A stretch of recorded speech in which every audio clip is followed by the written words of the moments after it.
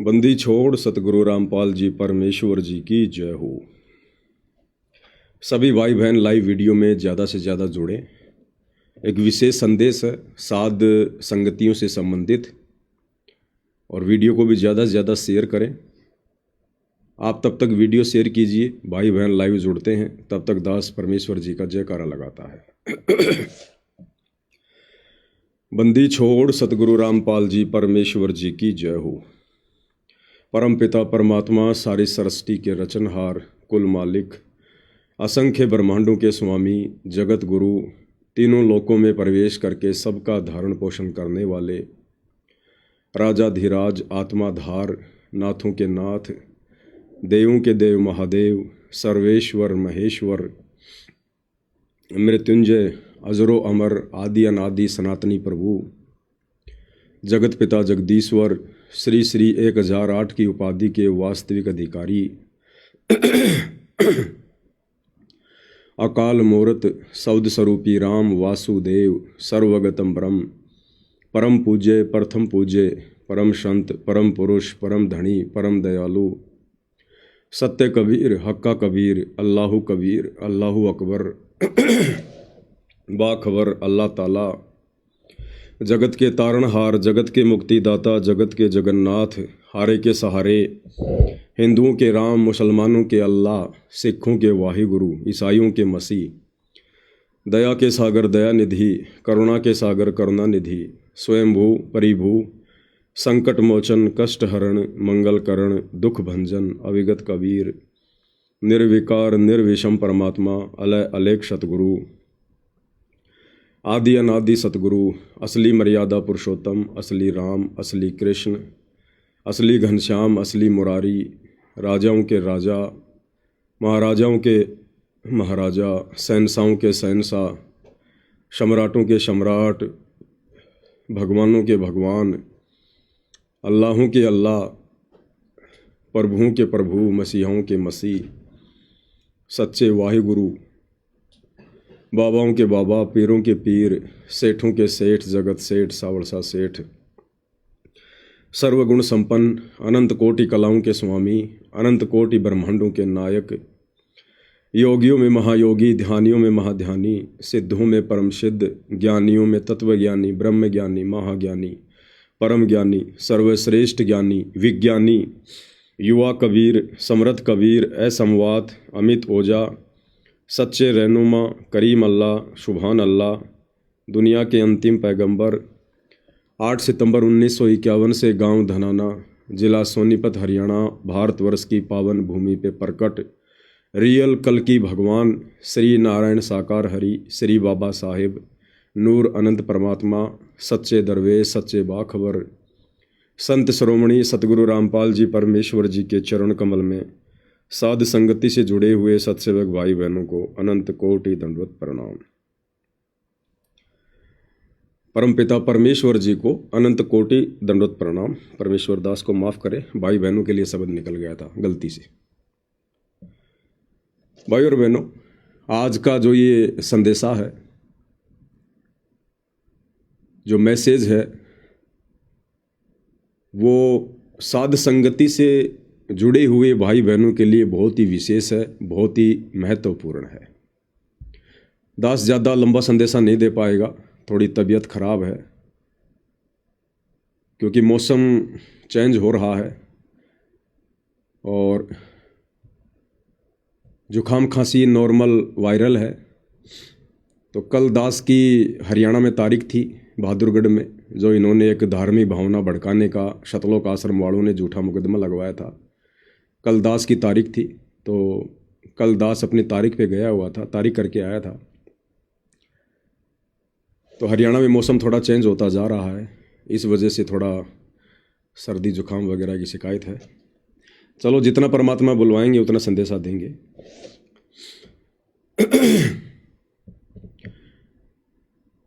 सभी भगत भाई बहनों को पता है कि हम वर्तमान में किस दौर से गुजर रहे हैं। ये सामान्य समय नहीं है। हम युग परिवर्तन के महाविनाशकारी दौर से गुजर रहे हैं। 2028 युग परिवर्तन का समय निर्धारित है, निश्चित है। 2025 समाप्ति की ओर है, 2026 और 2027 और 2028। हमारे पास मुश्किल से 3 वर्ष हैं, मुश्किल से 3 वर्ष। हालांकि ये समय बहुत ज़्यादा नहीं है, बहुत ही कम है। मुट्ठी भर समय भी हम विश्व के प्राणियों के पास नहीं है। मुट्ठी भर यानी एक मुट्ठी में 5 उंगली होती हैं, और समय बचा है केवल 3 वर्ष।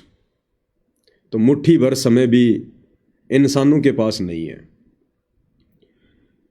99% दुनिया बेखबर है। उन्हें पता ही नहीं कि युग परिवर्तन क्या होता है, कब होता है, कैसे होता है, और जब होता है तब क्या क्या विध्वंस होता है। तो ये संदेशा उन आत्माओं के लिए है जिनको इन बातों का ज्ञान है, और ज्ञान के साथ साथ जो आत्माएं पूर्ण ब्रह्म परमेश्वर सारी सृष्टि के रचनहार सतगुरु रामपाल जी परमेश्वर जी की शरण में है। वो आत्माएं चाहे अज्ञान को आधार बनाकर शतलोक आश्रमों से जुड़कर टूटी फूटी भक्ति कर रही हों, चाहे ज्ञान को आधार बनाकर गुरु को परमेश्वर मानकर घर को आश्रम बनाकर साध संगति से जुड़कर पूर्णतया मर्यादा में रहकर भक्ति पर लगे हों। इन दोनों ही कैटेगरी के भक्तों के लिए आज का ये संदेश बहुत विशेष है। और युग परिवर्तन के समय में भाई और बहनों, जो जो प्राकृतिक आपदाएं आएंगी या मैन मेड आपदाएं आएंगी, मैन मेड आपदा तो ये युद्ध है, महायुद्ध है, परमाणु बम है, मिसाइल है, साइबर अटैक है, वायुयान अटैक है, या ये जलवायु परिवर्तन है। और प्राकृतिक आपदाओं में अतिवृष्टि, अनावृष्टि, ओलावृष्टि, कहीं भयंकर सूखा पड़ेगा, कहीं बाढ़ आएगी, कहीं तरह तरह की महामारियां फैलेंगी। तो अब वो समय बहुत नज़दीक है। अब इस विषय पर ज़्यादा सोचने और मंथन करने का वक्त नहीं है। अब हमारे पास केवल इतना ही समय बचा है कि हम वो क्रियाएं तुरंत शुरू कर दें, अपने जीवन में लागू कर दें, जिन क्रियाओं के करने से, जिस भक्ति के करने से, जो जो सावधानियां बरतने से हमारा और हमारे परिवार का उस युग परिवर्तन के दौरान विनाश होने से बचाव हो सके। अब केवल आगे बढ़ने का समय है, सोचने का समय निकल चुका है। तो साध संगति से जुड़े हुए जितने भी भाई बहन हैं, उनके लिए कुछ महत्वपूर्ण जानकारियां हैं, और ये जानकारियां दास आप सभी तक केवल गुरुदेव भगवान की प्रेरणा के आधार से भेजता है। मुझे ना गुरुदेव आमने सामने दर्शन देते हैं, ना उनका आमने सामने कोई साक्षात्कार होता है, ना कानूनी तौर पर मैं हिसार जेल में जाकर उनसे मिलने का अधिकारी हूँ। जो भी संदेश आप भाई बहनों को दिए जाते हैं, ज़्यादातर संदेश से उनकी ओर से जो प्रेरणा होती है, क्योंकि परमेश्वर प्रेरणा के आधार से अपने भगत को चलाते हैं।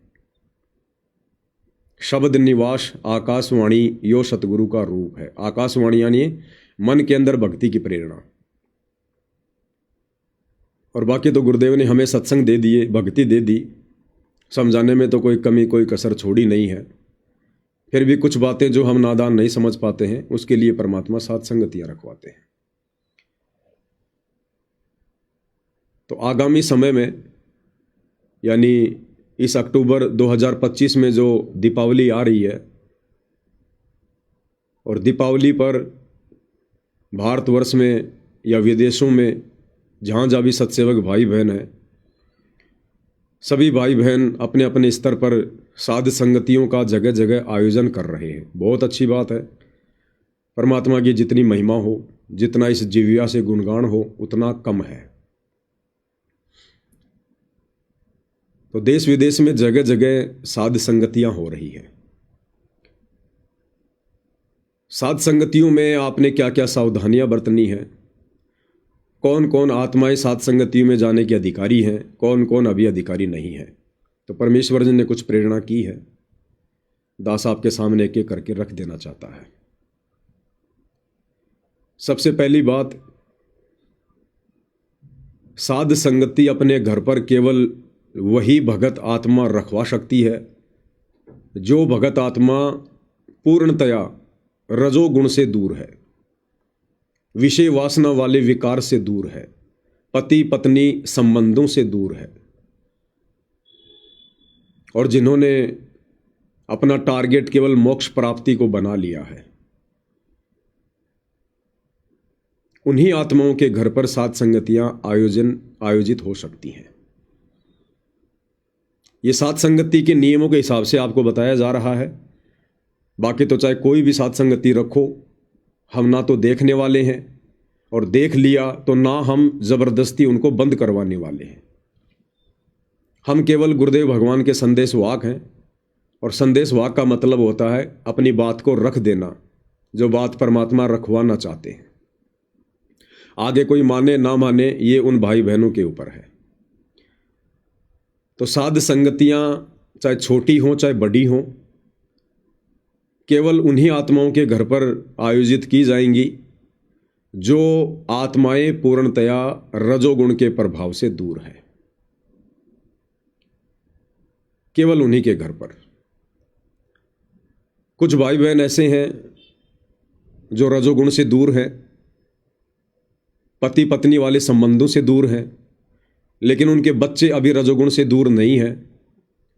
और वो भाई बहन यदि अपने घर पर साथ संगति रखवाना चाहते हैं तो भाई और बहनों, आप लोगों ने फिर अलग से जगह लेनी पड़ेगी। आप उस जगह पर अन्य आत्माओं को बुलवाकर साथ संगतियां नहीं करवा सकते जिस जगह पर आपके परिवार के अन्य सदस्य रजोगुण में लिप्त हैं। फिर भी यदि आपने साथ संगति रखवानी है तो आप आसपास के 2 4 5 भगत भाई इकट्ठा होकर और आपस में सहयोग से,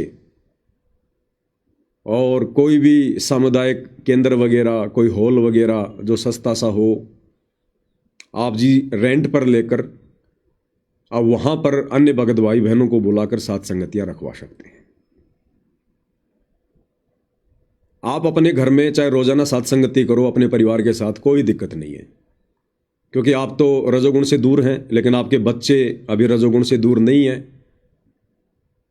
तो ऐसे में आप जो परिवार के जो मेंबर हैं, जो भगत भी हैं और रजोगुण से भी दूर नहीं हैं, तो वो मेंबर अपने परिवार में चाहे रोजाना साथ संगति करो। साथ संगति का मतलब परमात्मा की महिमा। आप गुरुदेव भगवान को भोग भी लगाइए, गुरुदेव की 5 दीपक वाली थाल से आरती भी उतारिए, चाहे कोई रजोगुण में है या नहीं है, और परमात्मा से बारंबार विनती करते रहिए, प्रार्थना करते रहिए कि परमेश्वर हमें भी बगुले से हंस बनाओ, कौवे से हंस बनाओ। तो उस परिवार में तो वो परिवार के ही मेंबर आपस में मिलकर साथ संगति कर सकते हैं, भले वो रजोगुण से दूर हैं या रजोगुण से दूर नहीं है।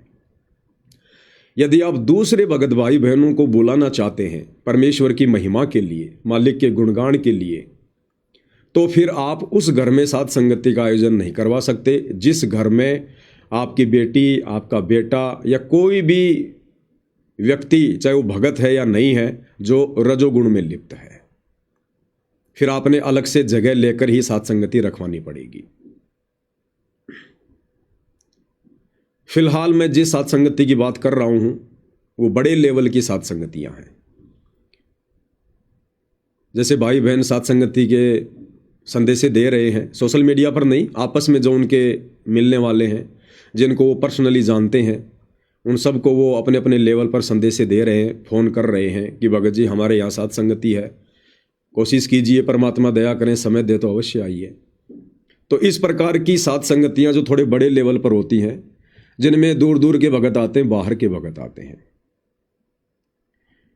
ऐसी साथ संगति रखवाने वाले भाई बहनों के लिए कुछ विशेष नियम है जो ध्यान से सुनिएगा। अभी दीपावली पर जगह जगह साथ संगतियां हैं। दास भी कोशिश करेगा किसी ऐसी साथ संगति में जाने की जो पूर्णतया परमेश्वर की मर्यादाओं में हो। आज जो डेट है 15 अक्टूबर 2025, आज से ये जो मर्यादा है उन सभी भाई बहनों पर लागू होगी जो आगामी दिनों में सात संगतियां रखवाएंगे। साध संगति में केवल उन्हीं आत्माओं की एंट्री होगी जो आत्माएं पूर्णतया रजोगुण से दूर होंगी। आज से पहले केवल सात संगति वही भाई बहन रखवा रहे थे जो रजोगुण से दूर थे, और उन सात संगतियों में वो भाई बहन भी आ रहे थे जो रजोगुण से दूर नहीं थे। लेकिन भाई और बहनों, अब आज के बाद सात संगतियां वही होंगी जो भाई बहन पूर्णतया रजोगुण से दूर होंगे, और साध संगतियों में उन्हीं आत्माओं की एंट्री होगी, वही भाई बहन साध संगतियों में आएंगे जो भाई बहन पूर्णतया रजोगुण से दूर होंगे, जिनके आपस में भाई बहन के संबंध बन चुके हैं पति और पत्नी के बीच में इस ज्ञान को आधार बनाकर। उन आत्माओं की बिल्कुल भी एंट्री नहीं होगी जो आत्माएं अभी रजोगुण में हैं। वो भले 1 महीने में वो क्रिया करते हों, चाहे 2 महीने में करते हों, ऐसी आत्माओं की बिल्कुल भी एंट्री नहीं होगी। यदि आपने पूर्णतया, दोनों ने स्वेच्छा से, या फिर किसी बहन ने या किसी भाई ने यदि स्वेच्छा से ये संकल्प ले लिया है कि मैं अब आगे अपनी आत्मा के कल्याण को ध्यान में रखते हुए पूर्णतया इस रजोगुण जैसे विकार से मुक्ति पाना चाहती हूँ या पाना चाहता हूँ, और अपने गुरुदेव को संकल्प करे कि गुरुदेव आज के बाद ये दास या दासी इस विकार में बिल्कुल भी नहीं पड़ेगी, आप अपना आशीर्वाद दीजिएगा। और जिनको तकरीबन 2 से 3 महीने हो चुके हों, कम से कम जिनको 2 से 3 महीने संकल्प लिए हुए और रजोगुण से दूर होकर भक्ति करते हुए हो चुका है, केवल वही आत्माएं साध संगति में आ सकेंगी। जिनके बच्चे अभी रमेणी से दूर हैं, जिनके बच्चों की शादी नहीं हुई है, चाहे लड़का हो चाहे लड़की है, वो भी अपने माता पिता के साथ साथ संगति में आ सकते हैं, क्योंकि अभी उनकी रमेणी नहीं है, आधिकारिक तौर पर अभी वो रजोगुण से दूर हैं। तो वो भाई बहन अपने माता पिता के साथ साथ संगति में कहीं भी आ सकते हैं, जा सकते हैं, जिनकी अभी रमेणी नहीं हुई है। तो जो भाई बहन साथ संगतियां रखवाएंगे आज 15 अक्टूबर 2025 के बाद, अगर परमेश्वर की रजा का पात्र बना रहना चाहते हो, तीनों गुणों के प्रभाव से बचे रहना चाहते हो, सतगुरु का आशीर्वाद अपने शीश पर बनाए रखना चाहते हो, तो साध संगति रखवाने वाले भगत भाई बहनों ने इन नियमों का सख्ताई से पालन करना पड़ेगा। बिल्कुल भी हेरा फेरी नहीं करनी है। चाहे कोई भगत आपका कितना ही घनिष्ठ हो, कितना ही नज़दीकी हो, दिन में 10 बार आपसे आके मिलता हो, अगर वो रजोगुण में है, अभी उसने संकल्प नहीं लिया है, तो उस भाई की या उस बहन की साथ संगति में बिल्कुल भी एंट्री नहीं होगी, बिल्कुल भी एंट्री नहीं होगी। भाई और बहनों, समय बहुत कम बचा है और विकारी आत्माएं सतलोक नहीं जा सकती, और इन विकारों से दूर हटने की भरकस कोशिश हमने एक ना एक दिन दृढ़ होकर करनी पड़ेगी। अगर हम हल्के में लेते रहेंगे, यूं ही चलते रहेंगे, तो हम इस भक्ति मार्ग पर सफल नहीं हो पाएंगे। गुरुदेव हमें उदाहरण देकर समझाते हैं कि बच्चों, 5 किलो देसी घी का किसी ने हलवा बनाया हो, और यदि उसमें कोई 1 मुट्ठी बाड़ू रेत की डाल दे या 1 टपका उसमें कोई जहर का डाल दे, कौन खाएगा उस हलवे को? कोई भी नहीं खाएगा, जीभ पर भी नहीं रखा जाएगा। इसी प्रकार हम ये शास्त्र अनुकूल शत भक्ति कर रहे हैं जो पूज्य गुरुदेव भगवान ने हमें दी है, और ये भक्ति उन्हीं आत्माओं की सफल होगी जो आत्माएं परमेश्वर की उस वाणी के अनुसार चलती हैं कि कामी क्रोधी लालची इनसे भक्ति ना होए। जो आत्माएं अभी विषय वासनाओं में हैं, काम वासना में हैं, पति पत्नी के संबंधों में हैं, जो बात बात पर जो क्रोधित हो जाते हैं, गुस्सा जिनके नाक पर होता है, लड़ाई झगड़ा कर लेते हैं, मार पिटाई कर लेते हैं, मुकदमेबाजी कर लेते हैं, और लालची जिन्होंने अभी स्वार्थ नहीं छोड़े, जिनके मन में दगा है, किसी को दगा देने की जिनके अंदर वृत्ति है, जिनके अंदर दोष है, अभी जो लालच में है, स्वार्थ में है, तो ये 3 कैटेगरी के व्यक्ति अभी भगत कहलाने के योग्य नहीं है। ये भक्ति कर ही नहीं सकते। ये परमेश्वर की अमरवाणी है कि कामी, क्रोधी, लालची, इनसे भक्ति न होए और भक्ति करे कोई सूरमा। सूरमा यानी कोई बिरला आत्मा, सूरमा, दृढ़ भगत। सूरमा वो नहीं होता जो किसी को पकड़ के मार दे, पीट दे, किसी की प्रॉपर्टी पे जबरन कब्जा कर ले, वो सूरमा नहीं होते। अध्यात्म के अनुसार वो कायर हैं, दुनिया के सबसे बड़े कायर। भक्ति मार्ग में सूरमा वो होता है जो गुरु वचन पर चलते हुए मर्यादाओं के लिए, भक्ति को सफलता की ओर आगे ले जाने के लिए जो संघर्ष करे, प्यार और प्रेम से, उसको कहते हैं भक्ति मार्ग में सूरमा। इसलिए परमात्मा कहते हैं कबीर का मार्ग कठिन है और नहीं कायर का काम, इस पर चले कोई सूरमा या आठों पहर संग्राम। जलाऊं भी, तपाऊं भी और चिमटे से खाल उतारूं, फिर भी जो ले नाम हमारा, तो परमात्मा कहते हैं फिर उसको पार उतारूं। तो भाई और बहनों, मुट्ठी भर भी समय नहीं है सतलोक की टिकट कन्फर्म करवाने के लिए। दास आपको बार बार सतगुरु प्रेरणा से संदेशा देता आ रहा है कि गुरुदेव भगवान के हिसार जेल से बाहर आने के बाद आप जी भगत नहीं बन पाएंगे। आप भक्ति अवश्य करेंगे, दान धर्म अवश्य करेंगे, सत्संगों में अवश्य जाएंगे, भगत अवश्य कहलाएंगे, लेकिन आप सतलोक की टिकट से वंचित रह जाएंगे। ये गुरुदेव भगवान जितना भी समय हिसार जेल में बिता रहे हैं, लगभग 11 साल तो बिता दी है, और जितना समय और बिताएंगे, जितना भी उनकी मर्जी, उनकी मौज, 1 साल, 2 साल, 4 साल, 5 साल, 6 महीने, वो समय हमारे लिए गोल्डन चांस है। हम भगत बन सकते हैं दृढ़ होकर, मर्यादाओं पर पूर्णतया चलकर। एक बार गुरुदेव भगवान हिसार जेल से बाहर आए, उसके बाद में आप केवल भक्ति करोगे, बड़ी बड़ी बातें करोगे, लेकिन आप वो भगत नहीं बन सकते जिस प्रकार का भगत बनाने के लिए परमात्मा धरती पर आता है।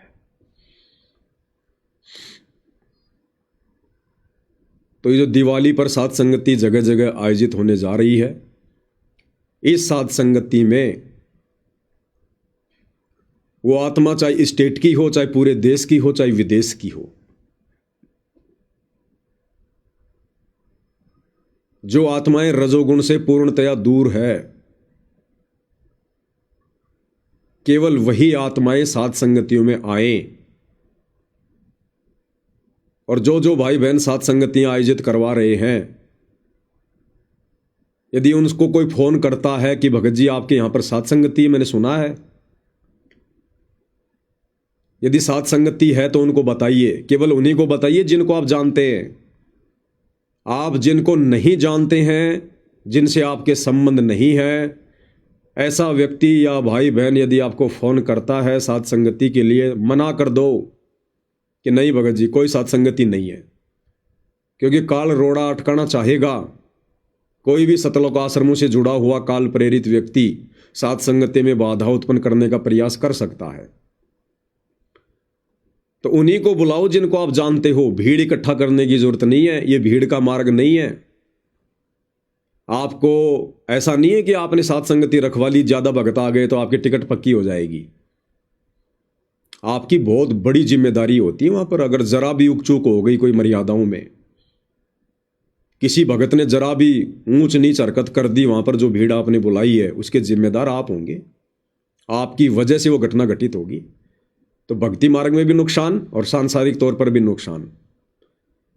तो ये दिखावे का मार्ग नहीं है, भीड़ का मार्ग नहीं है बिल्कुल भी।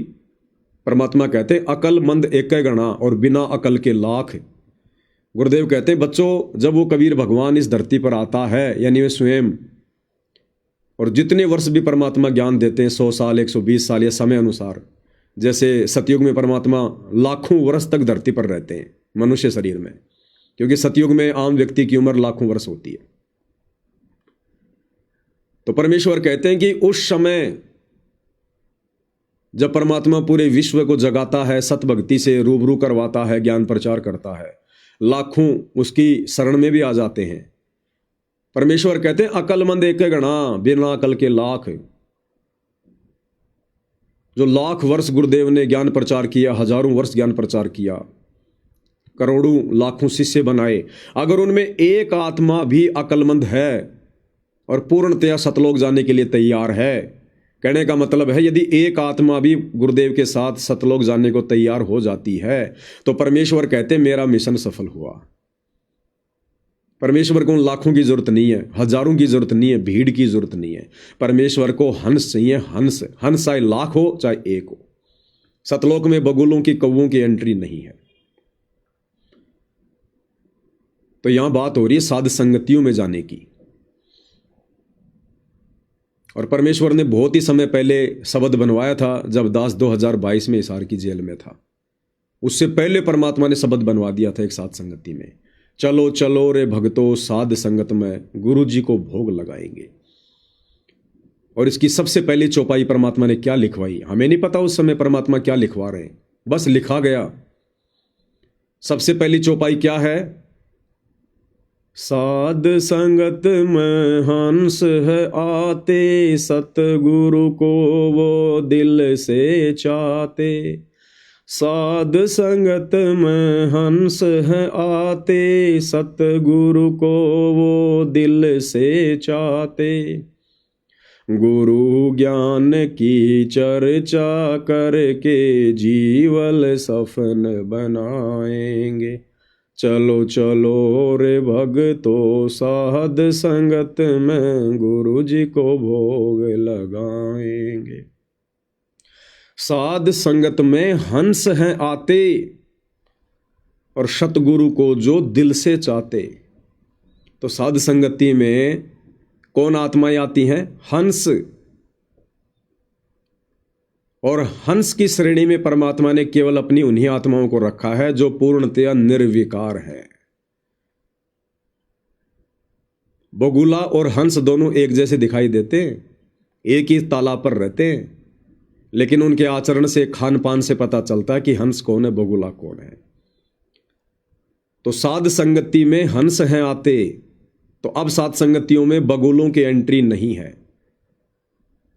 जो भाई बहन अभी रजोगुण से दूर नहीं है, विषय वासनाओं से दूर नहीं है, वो चाहे युवा हो चाहे वृद्ध हो, वो अभी बगुले की श्रेणी में है, वो अभी उस कौवे की श्रेणी में है जो उन विकारों को नहीं छोड़ पा रहा।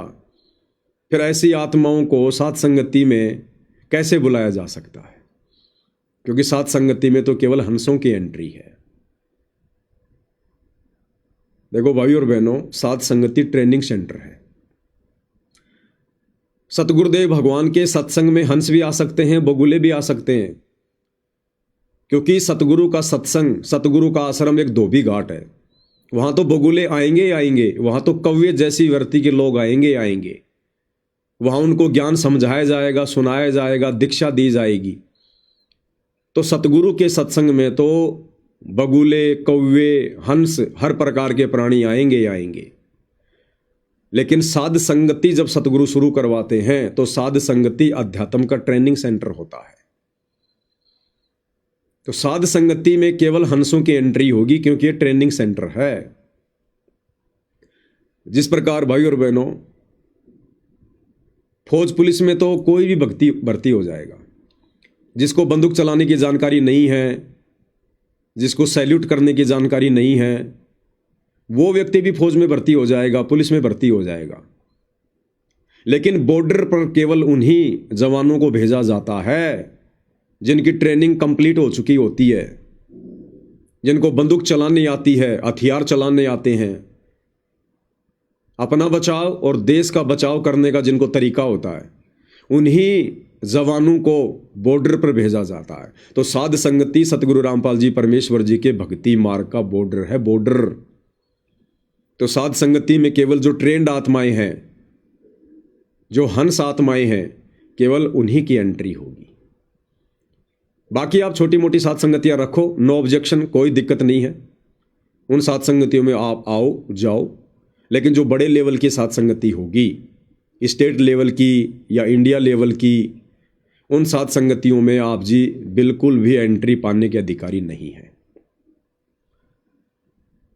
अब इस बात को सुनकर भाई बहनों ने मायूस नहीं होना चाहिए। मैं केवल परमेश्वर का संदेश वाहक हूं। मैंने पहले कह दिया, मेरी बात आप मानो ना मानो, कोई ज़बरदस्ती नहीं है। आपका कोई पीला पर्चा नहीं निकाला जाएगा, आपको साध संगतियों से धक्के मार के बाहर नहीं निकाला जाएगा, आपको डराया नहीं जाएगा, गुरुद्रोही नहीं कहा जाएगा, जब तक आपके अंदर वो लक्षण नहीं होंगे। दास केवल एक संदेश वाहक है, संदेशा देना मेरा काम है। तो मुझ दास से इस प्रकार की बातें सुनकर नाराज होने की आवश्यकता नहीं है, मेरे से द्वेष करने की जरूरत नहीं है। आप कोशिश करो और ज्यादा गुरुदेव भगवान से प्रार्थना करो, विनती करो, इस ज्ञान को आधार बनाओ कि अरे सच में हमारा तो काम ही बिगड़ जाएगा। बात बिल्कुल हकीकत है, समय बचा नहीं है, युग परिवर्तन का दौर शुरू है, न जाने कब गुरुदेव जेल से बाहर आ जाएं। अगर उससे पहले पहले भगत नहीं बने, इन विकारों को नहीं त्यागा, तो क्या खाक सतलोक जाएंगे? फिर क्यों भक्ति कर रहे हैं, ड्रामेबाजी कर रहे हैं? फिर हम अपने गुरु को समर्पित कहां हैं? अरे जो इंसान अपनी पत्नी के प्रति समर्पित है, यानी विषय वासनाओं को लेकर, वो गुरु के प्रति कभी समर्पित नहीं हो सकता। जो पुरुष अपनी पत्नी के प्रति समर्पित है, वो सतगुरु के प्रति कैसे समर्पित माना जाएगा? जिस घट में विषय वासना बैठी हुई है, रजोगुण का वास है, उस घट में सतगुरु कैसे विराजमान हो सकते हैं? कुत्ता भी अगर कहीं बैठता है तो पहले अपनी पूंछ से जगह को साफ करके बैठता है। तो क्या ये सतगुरु हमारे इस गंदे हृदय में, घर में, घट में ऐसे विराजमान हो जाएंगे? नहीं होंगे। एक रिश्तेदार को भी अपने घर में उस समय जगह दी जाती है, उसके आने के बाद बेडशीट वगैरह बिछा के, साफ सफाई करके, पंखा वंखा लगा के, उसके बाद उसको बैठाया जाता है। तो हमारा घर, हमारा घट, हमारा महल, ये शरीर है। अब इस घट में सतगुरु कब विराजमान होंगे, कैसे विराजमान होंगे, ये अब भाई और बहनों कॉमन सेंस की बात है। तो साध संगति में केवल हंसों की एंट्री होगी। बाकी भाई बहन प्रयास करो, कोशिश करो। समय तो हालांकि थोड़ा है, लेकिन परमात्मा कहते हैं ज्ञान का घाम का चमका सा होता है। जिसको आत्म कल्याण की कशक है, तड़प है, चिंता है, वो नहीं देखेगा फिर ये। और ये सब कुछ है ज्ञान समझ में आने के बाद। अगर ज्ञान समझ में आ गया, फिर उम्र बाधा नहीं है कि मैं तो अभी जवान हूं, मेरे अंदर तो रजोगुण है। ये चीजें बाधक नहीं है फिर, अगर ज्ञान समझ में आ गया तो। अगर ज्ञान समझ में आ गया तो जिस प्रकार आप जी कहीं घूमने जा रहे हैं, आपने पूरा प्लान बना रखा है, सहपरिवार मनाली घूमने जा रहे हैं, शिमला घूमने जा रहे हैं 4 दिन के टूर पर, और कोई ऐसा व्यक्ति, कोई त्रिकालदर्शी व्यक्ति, कोई ज्योतिष का जानकार व्यक्ति, कोई सिद्धि युक्त व्यक्ति आपको खुली आंखों से दिखा दे, आपकी दिव्य दृष्टि खोल करके, देख भाई परसों तेरी मौत है और तू कितना प्रयास कर लेना, इस विधि से परसों तेरी मृत्यु होगी, डेफिनेटली है। उस व्यक्ति ने अपनी आंखों से देख ली, अपनी दिव्य दृष्टि से देख लिया कि हाँ तेरी मौत है परसों। अब वो व्यक्ति जो जवान है, जिसके मन में जोश था, उमंग थी घूमने की, फिरने की, पूरा प्रोग्राम सेट कर रखा था, अब वो व्यक्ति मुझे शिमला घूमने के लिए जाकर दिखा दो, वो व्यक्ति पिकनिक पर जाकर दिखा दो। जिस व्यक्ति को यह पता चल जाए कि परसों तेरी मौत है, वो 100 यत्न करेगा, कभी मंदिर में जाएगा, कभी मस्जिद में जाएगा, कभी क्या करेगा, कभी प्रसाद बांटेगा, कभी क्या, कभी किसी बाबा के पास जाएगा, किसी ज्योतिष के पास जाएगा, भाई समाधान बताओ, मैं कैसे बचूं। तो ठीक इसी प्रकार भाई और बहनों, आप चाहे युवा हैं, चाहे वृद्ध हैं, स्त्री हैं या पुरुष हैं, और यदि आप सतगुरु रामपाल जी के भगत हैं, और यदि आपकी ये ज्ञान वाली दृष्टि खुल चुकी है, क्योंकि सतगुरु ने हमें वैसे तो खुली आंखों से नहीं दिखाया कुछ भी, लेकिन ज्ञान वाली आंखों से गुरुदेव ने हमें सब कुछ खोल के दिखा दिया। क्या बताया गुरुदेव ने? गुरुदेव कहते भग भोग्या भग उपजय, और भग से बचा न कोई, और जो कोई भग से बचे भगत कहावे सोई। भगत यानी योनि, स्त्री इंद्री या पुरुष इंद्री, इसको भग कहते हैं। तो कहते भग भोग्या भग उपजय, अगर भग के चक्कर में लगा रहेगा तो बार बार भग से ही जन्म लेगा तू, तेरा जन्म और मृत्यु होंगी बार बार। और भग से बचे न कोई, और जो कोई भग से बचे यानी विषय वासनाओं से कोई बचे तो भगत कहावे सोई, यानी वो व्यक्ति तो असल में भगत कहलाएगा। भक्ति तो फिर आगे की बात है। असल में वो व्यक्ति भगत की श्रेणी में माना जाएगा जो व्यक्ति भग क्रिया से दूर है।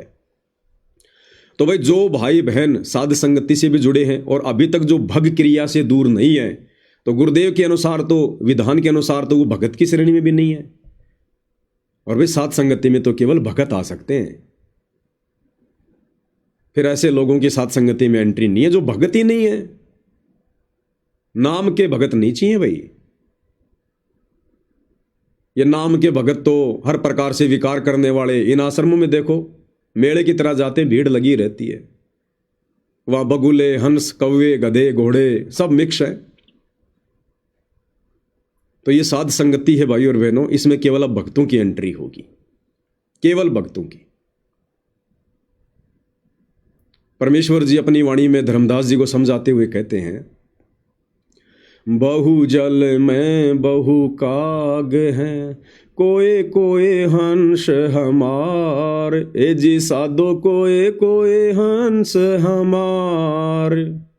कहें कबीरा धर्मदास से, कहें कबीरा धर्मदास से, उनका खेवा उतारूं पार, निर्विकार निर्भय।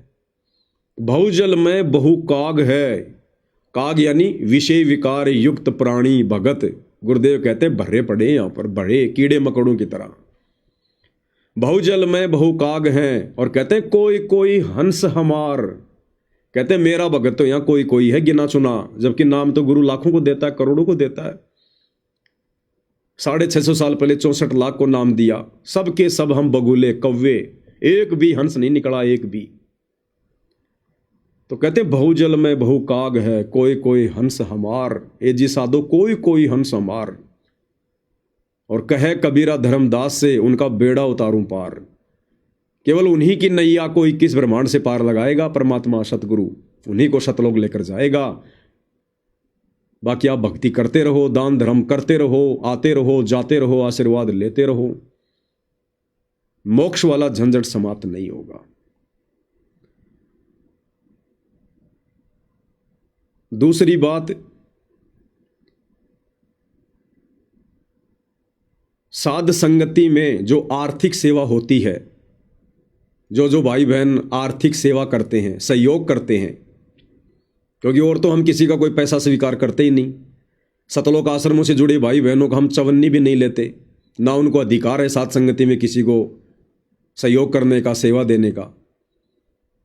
साध संगति में जब भी कोई सेवा होती है, वही भाई बहन सहयोग करते हैं आर्थिक रूप से, जो भाई बहन साध संगति से ही जुड़े होते हैं। अब आज 15 अक्टूबर 2025 के बाद से क्या होगा?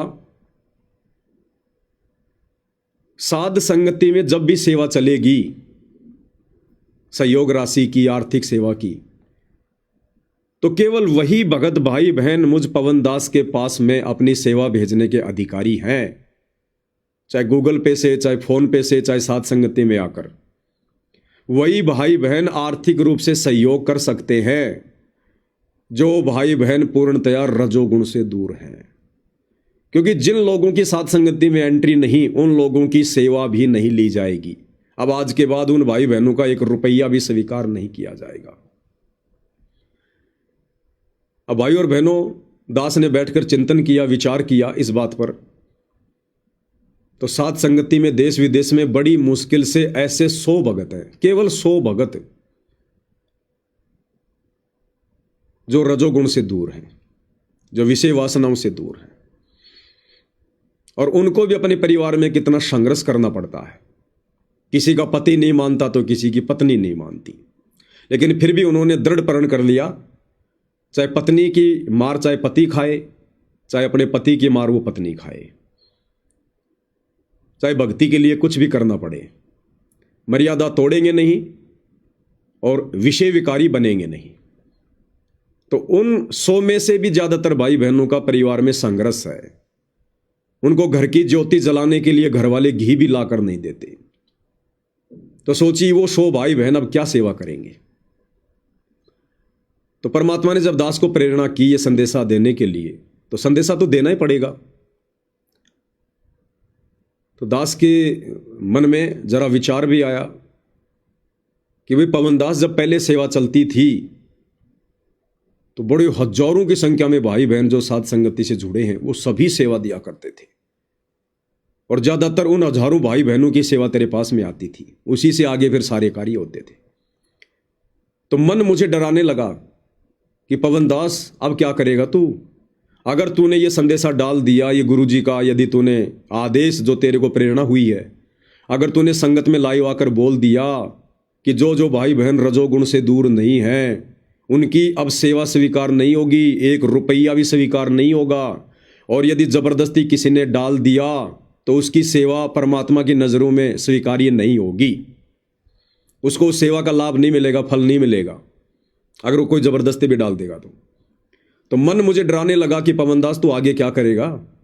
अरे तेरा तो मकान किराया, लाइव आने का सारा सिस्टम, गाड़ी घोड़ों का खर्चा, गाड़ी की किस्त, तेरा तो एडी से लेकर चोटी तक हर प्रकार का जो खर्चा है, जब तक तू गुरुदेव की सेवा में है तब तक संगत के भाई बहनों के सहयोग से ही हो रहा है, और अब तू खुद ही मना कर रहा है। तू पागल तो नहीं है? क्यों मना कर रहा उनको? कैसे तेरा खर्चा चलेगा? फिर कैसे तू ये सेवा कर पाएगा? 100 व्यक्ति तुझे क्या सेवा देंगे? उनके तो खुद के काम नहीं चल रहे। तो मन मुझे डराने लगा। अब भाई और बहनों, परमात्मा संध्या आरती में हमें कहते हैं, या तन में मन मूर्ति देखो, कि पुण्यात्माओं इसी शरीर में मन भी है और इसी शरीर में परमात्मा भी है। कौन सी प्रेरणा मन की यानी काल की है और कौन सी प्रेरणा परमात्मा की है? तो मन तो हमेशा डराएगा, अच्छे कार्यों में बाधा उत्पन्न कराएगा,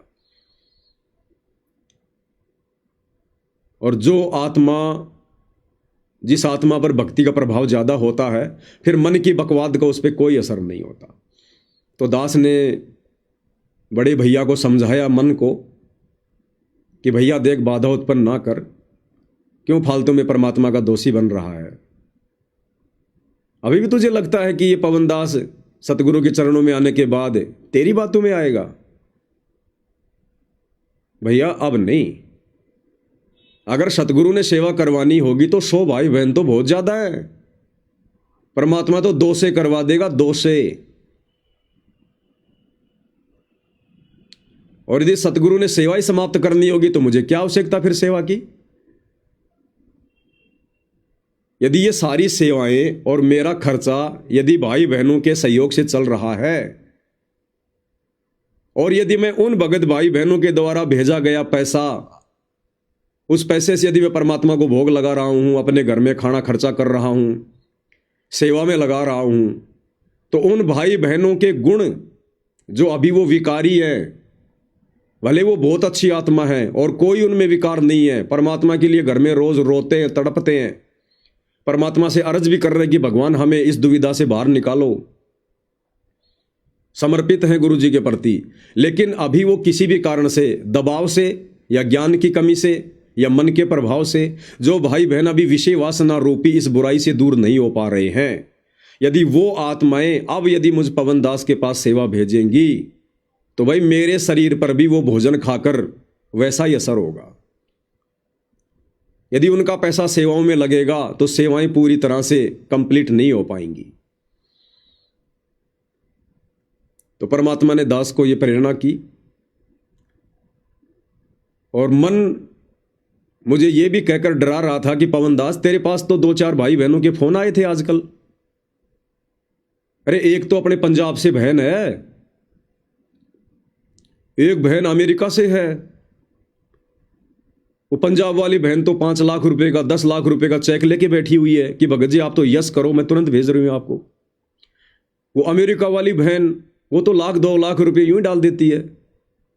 और भाई बहन 10 20 50 हज़ार रुपए डालने वाले तो बहुत है तेरे को।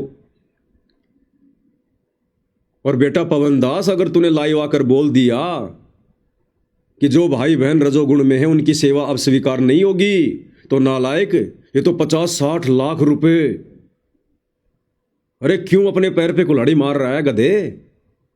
एक काम कर, पहले उनसे सेवा के नाम पर पैसा ले ले, एक सेवा का मैसेज डाल दे कि सभी भाई बहन बढ़ चढ़ के सेवा करो, तो वो सारे पैसे डाल देंगे तेरे को। और उसके बाद में फिर लाइव आ जाना कि भैया अब रजोगुण वाले की सेवा स्वीकार नहीं होगी। तो ये मन मुझे इस प्रकार से भी भ्रमित करने का प्रयास कर रहा था, क्योंकि जब तक शरीर है इसमें मन है, काल है, और ये भ्रमित अंतिम श्वास तक करेगा। अब सतगुरु भी हमारी परीक्षा लेता है कि बेटा अभी तू मन के प्रभाव में है या मेरे ज्ञान के प्रभाव में है। तो मन ने मुझे बहुत विचलित किया, हालांकि इतना नहीं, हल्का सा उसका संकेत आया था मन का, लेकिन अब परमेश्वर की खुराक ज़्यादा खा रहे हैं तो मन की बातें फिर ऑटोमेटिक नकार दी जाती है। लेकिन उसने प्रयास किया, तो फिर दास ने मालिक के ज्ञान आधार से यही निर्णय लिया कि नहीं, ये तो फिर धोखे में आ गया। नालायक, फिर तू क्या संदेशा देगा? तेरे संदेशे का क्या असर होगा? फिर तू तो लालची व्यक्ति की श्रेणी में आ जाएगा। ये तो धोखा हो जाएगा भाई बहनों के साथ में। कामी क्रोधी लालची, तू तो लालची वाली उस कैटेगरी में आ जाएगा। तो फिर परमात्मा ने प्रेरणा की कि बेटा तेरे खर्चे मेरे आशीर्वाद से चलते हैं। संगत में भी जिसको मैं प्रेरणा करता हूं वही तेरे को 2 रुपये डालता है, नहीं तो या कोई किसी को चवन्नी भी नहीं देता। चवन्नी भी अगर देता है तो तू अपने रिश्तेदारों से 10,000 रुपये उधार लेके दिखा दे, अगर तेरे को कोई 10,000 रुपये भी दे दे तो कोई नहीं देने वाला। तो परमेश्वर ने फिर दास पे रजा की, दास को परमात्मा ने मन जीती बनाया। कहे कबीर और सब दुखिया, एक संत सुखी मन जीती हो। जिसने मन को जीत लिया वही सुखी होगा, और उसी का फिर सतगुरु साथ देगा। तो हमने तो मन को गिराना है भाई और बहनों, इस मन को नीचे तो गिराना हमने।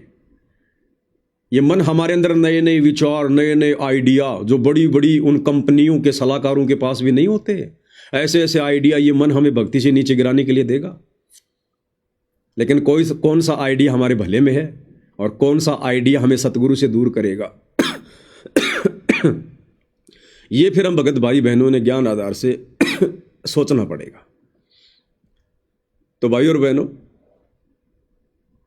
जो भाई बहन इस प्रकार के लांछन लगाते रहते हैं नादानी में कि ये तो माया का भूखा है, माया का भूखा है, अगर माया का भूखा होता तो ये संदेशा मैं इस दीपावली की साथ संगति के बाद में देता, और उससे पहले आप भाई बहनों से मैं सेवा के नाम पर खूब पैसा ले लेता, खूब, और आप लोग डाल भी देते, तैयार बैठे, क्योंकि 1 साल हो गई अभी तक दास ने किसी को सेवा के लिए नहीं कहा है।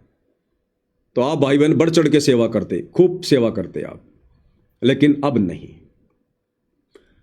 हाँ, मुझ पवन दास के लिए आप जितने भी भाई बहन हैं जो बढ़ चढ़ के पहले सेवा किया करते थे और जो वर्तमान में रजोगुण में हैं, मेरे लिए आप उतने ही प्रिय हैं, उतने प्यारे हैं, उतने सम्माननीय और आदरणीय हैं। ऐसा नहीं है कि यदि सात संगति में इस प्रकार से नो एंट्री हो गई तो पवन दास आप भाई बहनों के प्रति मन में कोई दोष रखेगा, नहीं। आप हमारे लिए उतने प्रिय हैं, हमारे लिए वैसे भगत भाई हैं जैसे पहले थे, क्योंकि राग द्वेष का तो सात संगति में काम ही नहीं है, शत्रु और मित्र वाला तो सात संगति में काम ही नहीं है। बस आप भाई बहनों से प्रार्थना है, आप भाई बहन गुरुदेव भगवान को बारंबार दंडवत करके प्रार्थना करके आप इस रजोगुण से जितना जल्दी हो सके दूर होने का प्रयास करो। मैं पवन दास भी झटके खाकर झटके खाता खाता ही आज इस स्थिति पर गुरुदेव के आशीर्वाद से पहुंचा हूं। एक ही प्रयास में मैं राजा हरिश्चंद्र नहीं बन गया था, मार्कंडे नहीं बन गया था। परमात्मा धीरे धीरे धीरे धीरे दया करते हैं। आप भी कोशिश करो, प्रयास करो। अगर बीच में यदि हम फेल हो भी जाते हैं, संकल्प हमारा टूट भी जाता है 2 महीने बाद, 6 महीने बाद में, तो उसमें हम दोषी नहीं हैं, क्योंकि हमने तो प्रयास किया। प्रयास तो करना पड़ेगा, हमने तो कोशिश की। तो उसमें हम दोषी नहीं है। परमात्मा से फिर समय याचना मांगो, फिर अपनी गलती का पश्चाताप करो, फिर उठो। तो ऐसे संघर्ष करने वाली आत्माएं भी साध संगति में स्वीकार्य हैं। जो इस प्रकार के भाई बहन हैं, जो भरपूर कोशिश जो करते हैं, लेकिन किसी न किसी कारण से साल 6 महीने में फिर भी काल का दाव लग जाता है, और यदि उनको पश्चाताप है फिर अपनी उस गलती का, और रोता है जो अपने गुरु के चरणों में बैठ कर कि परमात्मा मैं क्या करूं, मेरे जैसा नीच धरती पर नहीं, तो वो आत्मा भी साध संगति में स्वीकार्य होगी। जो आत्मा कम से कम 2 से 3 महीने तक इस रजोगुण से दूर है, जो साध संगति में आने से पहले पिछले 3 महीने से जो कोशिश कर रहा है और रजोगुण से दूर है, वो भाई बहन भी साध संगति में आने के अधिकारी हैं। ऐसा नहीं कि साहब दिवाली की साध संगति है, अभी तो 5 दिन है, चलो आज मैं संकल्प कर लेता हूं। वो आत्मा बिल्कुल भी साध संगति में ना आए भाई, परमात्मा की बिल्कुल भी रजा नहीं होगी। या कोई ये सोचे कि चलो साध संगति में चलने के लिए मैं संकल्प कर लेता हूं, भक्तमती कोई बात नहीं, हम 5-7 दिन साध संगति में चलें, तब तक रजोगुण से दूर हो लेते हैं, बाद में देख लेंगे। तो ऐसी निकम्मी आत्माएं जिनके मन में दोष है, पाप है, वो आत्माएं बिल्कुल भी साध संगति में ना आए। 2 ही कैटेगरी की आत्माएं आने के अधिकारी हैं। एक तो जो पिछले काफी समय से रजोगुण से दूर है, और दूसरा जो कम से कम 3 महीने से रजोगुण से दूर है, जिसने संकल्प लेकर अपने आप को रजोगुण से दूर किया है। ऐसा नहीं कि आप 3 महीने कहीं विदेश में चले गए आप कमाने, अपनी पत्नी से दूर थे आप बंबई दिल्ली में कमाने के लिए, तो वो तो आपकी मजबूरी थी रजोगुण से दूर होना। ऐसी कैटेगरी वाले नहीं, जो गुरुदेव से संकल्प लेकर ज्ञान को आधार बनाकर और कम से कम पिछले 3 महीने से रजोगुण से दूर हैं, वही भाई बहन इन साध संगतियों में आने के अधिकारी हैं। तो भाई और बहनों, ये दास परमात्मा की प्रेरणा से चलता है। ये दास अगर अपने मनमुखी विचारों से चलता इस साध संगति पर, तो मैं कदापि आप भाई बहनों को इस प्रकार का संदेशा नहीं डालता। मैं कदापि आप भाई बहनों को जो अभी रजोगुण में हैं उनको सेवा करने से मना नहीं करता, क्योंकि पैसा किसको प्यारा नहीं है। लेकिन भाई और बहनों, हमें पैसा नहीं, हमें परमात्मा प्यारा है, परमात्मा। ये साध संगतियां सतगुरु का मिशन है, और सतगुरु जो प्रेरणा करेगा वही दास कहेगा। जिस प्रकार 650 साल पहले भैंसाराम को परमात्मा ने आशीर्वाद दिया, तो भैंसाराम ने वही बोला, उतना ही बोला जितना परमात्मा ने बुलवाया। तो इसी प्रकार ये पवनदास भी या मेरे अन्य सत्सेवक भाई बहन जो इन बुराइयों से दूर हैं, आत्मा के कल्याण के लिए चिंतित हैं, हम सब परमेश्वर के संदेशवाहक हैं। मैं अकेला कोई निमित्त नहीं हूं, अकेला संदेशवाहक नहीं हूं। जिन जिन पे गुरुदेव भगवान की रजा है, जो विषय विकारों से दूर हैं, जिनका टारगेट सतलोक जाना है, वो सभी परमात्मा के निमित्त हैं, सभी परमात्मा के संदेशवाहक हैं। तो इस प्रकार के भाई बहन जो अभी रजोगुण में हैं, वो भाई बहन फिलहाल साध संगतियों में ना आए, क्योंकि इससे भाई और बहनों साध संगतियों में कहीं न कहीं कोई न कोई बाधा उत्पन्न होगी, कोई न कोई मर्यादा टूटेगी। क्योंकि फिर आप भाई बहनों को हम ना तो चवर करने देंगे गुरुदेव के ऊपर। साध संगति में अपने घर पर आप चाहे रोज करो चवर, नो प्रॉब्लम, घर पर रोज भोग लगाओ, रोज थाली से आरती करो, भले आप रजोगुण में हैं। लेकिन साध संगति में ऐसे भाई बहनों को ना तो चवर करने दिया जाएगा, ना उनको रोटी सब्जी की सेवा में कोई पूरी बेलना, सब्जी बनाना, आटा लगाना, कोई सेवा नहीं दी जाएगी, ना उनको गुरुदेव भगवान के ऊपर चवर करने दिया जाएगा, ना उनको परमात्मा का भोग जो तैयार होता है उसके लिए कोई सेवा दी जाएगी, ना उनके हाथ में 5 दीपक वाली आरती दी जाएगी। तो फिर क्या करोगे आप लोग आके? आप क्या करोगे फिर वहां आकर? जब कोई सेवा ही नहीं करोगे, क्या करोगे फिर आकर? तो ऐसे भाई बहनों की अब आज के बाद बिल्कुल भी एंट्री नहीं है, क्योंकि भाई और बहनों, ये सतलोक आश्रम के अड्डे नहीं है, ये साध संगति है। और परमेश्वर हमें सतलोक ले जाने के लिए आए हुए हैं। दिन रात उनका प्रयास और संघर्ष इसी बात को लेकर हो रहा है। 11 साल से जेल में इसीलिए बैठे हैं, 21 महीने 2006 में जेल में इसीलिए रह के आए थे, हमें हंस बनाने के लिए, सतलोक का अधिकारी बनाने के लिए। फिर हम कब कोशिश करेंगे? कब बनेंगे? कब बनेंगे अधिकारी? शुरुआत तो करनी पड़ेगी ना। आज कर दो चाहे 5 साल बाद कर दो, शुरुआत तो करनी पड़ेगी। समझदार वही है जो समय रहते करेगा, बाद में ये समय हाथ में नहीं आएगा। तुम क्या क्या बदलाव करोगे अपने अंदर, बहुत पीछे रह जाओगे, बहुत पीछे। ये साध संगति में जो नए नए जो ये अपडेट आते हैं, अगर आपने अपने आप को अपडेट कर लिया तो आप जी सही प्रकार से चलोगे। जैसे मोबाइल में नए नए अपडेट आते हैं हर महीने, अगर आपने मोबाइल को अपडेट कर लिया तो मोबाइल सही चलेगा, नहीं तो फिर वो हैंग करने लगेगा। अब उसका क्या बचाव है? आपने अपडेट मोबाइल को करना ही पड़ेगा। तो यदि आप साथ संगति से जुड़े हुए हैं तो साथ संगति में जो भी नए नए अपडेट आते हैं, जो भी नई नई परमात्मा की प्रेरणा होती है, जो ज्ञान आधारित होती है, आत्मा जिसको स्वीकार करती है, आपने उन अपडेट को भाई इंस्टॉल करना पड़ेगा, डाउनलोड करना पड़ेगा। नहीं तो आप जी पीछे रह जाओगे, आप हैंग करोगे, फिर मन में दोष आएगा, आप खुद भी बिगड़ोगे, दो चार को और लेके जाओगे साथ में। तो ये विशेष तौर पर कुछ बातें हैं जो ध्यान में रखनी है। अब भाई और बहनों, साध संगति में यदि आप आते हैं, अब तो वही आएंगे जो रजोगुण से दूर हैं, विषय विकारों से दूर हैं। यदि आप साध संगति में आते हैं तो या तो अपने मोबाइल को घर पर छोड़ के आइएगा। कौन सा मोबाइल? विशेषकर एंड्रॉयड मोबाइल, बड़ा वाला मोबाइल, फेसबुक व्हाट्सएप वाला मोबाइल। जैसे दास ने एक छोटा सा एक कीपैड का मोबाइल लिया हुआ है, सेवा के लिए तो दास के पास दूसरे मोबाइल है, लेकिन बातचीत करने के लिए छोटा सा मोबाइल है। सिम भी दास ने नहीं डाल रखी है, सिर्फ दो चार भाई बहनों को नंबर दे रखे हैं जिनसे मेरा काम पड़ता रहता है। बाकी मेरे रिश्तेदारों के पास भी नहीं है, कोई कितना यारा प्यारा भगत हो उसके पास भी नहीं है, क्योंकि सिरदर्दी नहीं करनी अब। तो यदि आप साध संगति में आ रहे हैं तो ध्यान रखना, साध संगति में आते ही आपको बैग बाद में रखने दिया जाएगा, पहले आपका मोबाइल लिया जाएगा। आप एक दिन के लिए साध संगति में आ रहे हैं या 2 दिन के लिए आ रहे हैं, ज्यादा दिन तो साध संगतियां नहीं होती हैं। बहुत सारे भाई बहन क्या करते हैं, 10 दिन पहले साध संगति में आ जाते हैं और 5 दिन आगे की टिकट बनवा लेते हैं। भाई देखो, ऐसा है, हम लोग बड़ी मुश्किल से ये भक्ति कर पा रहे हैं। हम साथ संगत वालों के पास कोई आश्रम नहीं है, दुनिया भर का फालतू का दान धर्म नहीं है, और ना इतना फालतू समय हमारे पास में। सभी भाई बहन, कोई अपने किराए के मकान में रह रहा है, कोई अपने परिवार में संघर्ष कर रहा है, वो खुद ही बड़ी मुश्किल से भक्ति कर रहा है। और आप अगर 10 दिन पहले उसके घर पे आके बैठ जाओगे, 10 दिन बाद की टिकट बनाओगे, तो भगत तो बेचारा कुछ नहीं कहेगा, लेकिन ये खुद ने सोचने की बात है। तो अभी साथ संगति में कोई आश्रम नहीं है भाई। अगर आश्रम होता तो आप जी 1 महीने पहले आओ, कोई दिक्कत नहीं, अपनी भक्ति करो, आराम से खाओ पियो, मालिक की सेवा करो। तो जिस भी भगत के आप घर पर जाते हो भाई, ये 4-5 दिन पहले जाने का प्रोग्राम मत बनाया करो। साथ संगति वाले दिन जाओ, ज्यादा से ज्यादा 1 दिन पहले आ जाओ, ज्यादा से ज्यादा 1 दिन पहले, और ज्यादा से ज्यादा 1 दिन बाद की टिकट बनवा लो, ज्यादा से ज्यादा 1 दिन बाद की। जैसे साथ संगति खत्म हुई 1 दिन की या 2 दिन की, उसके 1 दिन बाद की टिकट बनवा लो। ज्यादा ठहरने का, रुकने का, विश्राम करने का ये प्रोग्राम अब साध संगति से जुड़े भक्तों ने नहीं बनाना चाहिए, क्योंकि सबके घर मिट्टी के हैं भाई, सब बेचारे अपना टाइम पास कर रहे हैं, हर के घर में संघर्ष है।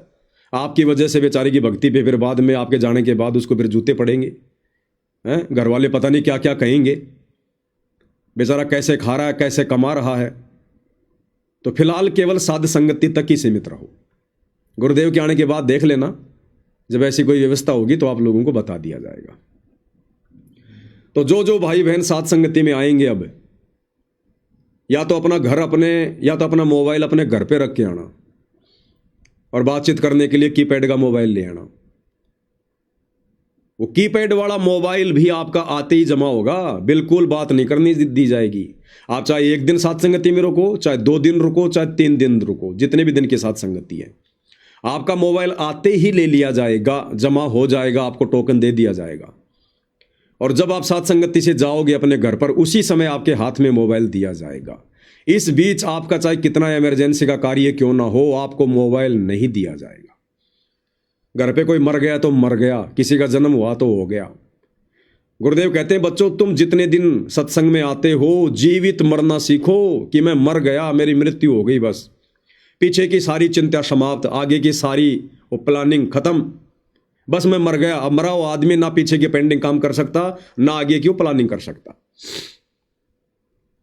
तो यदि आप साथ संगतियों की तरफ घर से कदम उठा रहे हैं, तो आपने बिल्कुल जीवित मरकर आना पड़ेगा।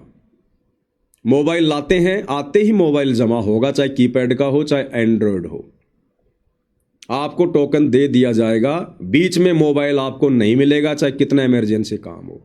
मोबाइल जमा करवाने से पहले आपके पास बहुत समय है। जब आप घर से चलेंगे, सात संगति तक आएंगे, किसी के पास 10 घंटे का समय, किसी के पास 24 घंटे का समय है। आपने जिन जिन को फोन करना है, जिन जिन को कोई समाचार देना है, उनको दे दो कि भैया 2 दिन मेरा मोबाइल मेरे पास नहीं है, मैं तो सत्संग में जा रहा हूं भैया, सात संगति में जा रहा हूं, मुझे फोन मत करना, काम अपने लेवल पे कर लेना, मेरी तरफ से कोई बातचीत नहीं हो पाएगी, ना संपर्क करना। हम यदि सात संगति में आ रहे हैं तो भगवान की महिमा के लिए आ रहे हैं, परमात्मा के गुणगान के लिए आ रहे हैं, भक्ति के लिए आ रहे हैं, ज्ञान चर्चा के लिए आ रहे हैं। और ये मोबाइल तो काल है, काल। ये आपको महिमा नहीं करने देगा। आपका बहुत अच्छा ध्यान लगा हुआ है, मालिक के शब्द गा रहे हैं, अचानक से आपके पति का फोन आ गया, भले आपने फोन नहीं उठाया, लेकिन वो पति का नंबर देखते ही आपके मन में कीड़े चलने शुरू हो गए। अरे रे रे रे, पता नहीं अब क्या कहेगा, अरे रे रे, कहाँ गई तू, आई क्यों नहीं, कैसे चली गई, फलाना दिखना। आपके मन में बकवाद शुरू हो जाएगी, डर, चिंता। दूसरे भाई बहन भी डिस्टर्ब होंगे, आपका भी मनोबल गिरेगा। बहुत सारे भाई बहन तो सात संगति में आते हैं, सत्संगों में जाते हैं, अपने बच्चों को मोबाइल दे देते हैं, उनके बच्चे मोबाइल पे खेल रहे हैं। ये नौटंकियां अब हमने खत्म करनी है। इसकी शुरुआत हम महुआ की सात संगति से कर चुके हैं। अभी महुआ में 5-7 दिन पहले सात संगति थी, 2 दिन की। 50-60 जितने भी भाई बहन आए थे, सभी के मोबाइल लेकर एक बॉक्स में रख दिए गए थे, स्विच ऑफ करके। और जब वो गए, उसी समय उनको मोबाइल दिए गए और परमात्मा ने इतनी बढ़िया सात संगति करवाई। अगर कोई चर्चा कर रहा था तो परमात्मा की, नहीं तो कोई अपना सुमरण कर रहा था, नहीं तो कोई थक गया तो आराम कर रहा था। और बाकी कोई तो मोबाइल लेके किधर लग रहा है, कोई किधर लग रहा है, कोई बात कर रहा है, कोई बाहर भग रहा है। अरे तुम आए किस लिए हो? फिर अपने घर पे ना बैठे रहते। ये रिहर्सल परमात्मा करवा रहा है भाई और बहनों, क्योंकि अब उस परमेश्वर के इसार जेल से बाहर आने के बाद हमने इसी प्रकार से, यदि मौका मिला उनके चरणों में जाने का, सत्संग सुनने का, तो इसी विधि से सत्संग सुनने पड़ेंगे।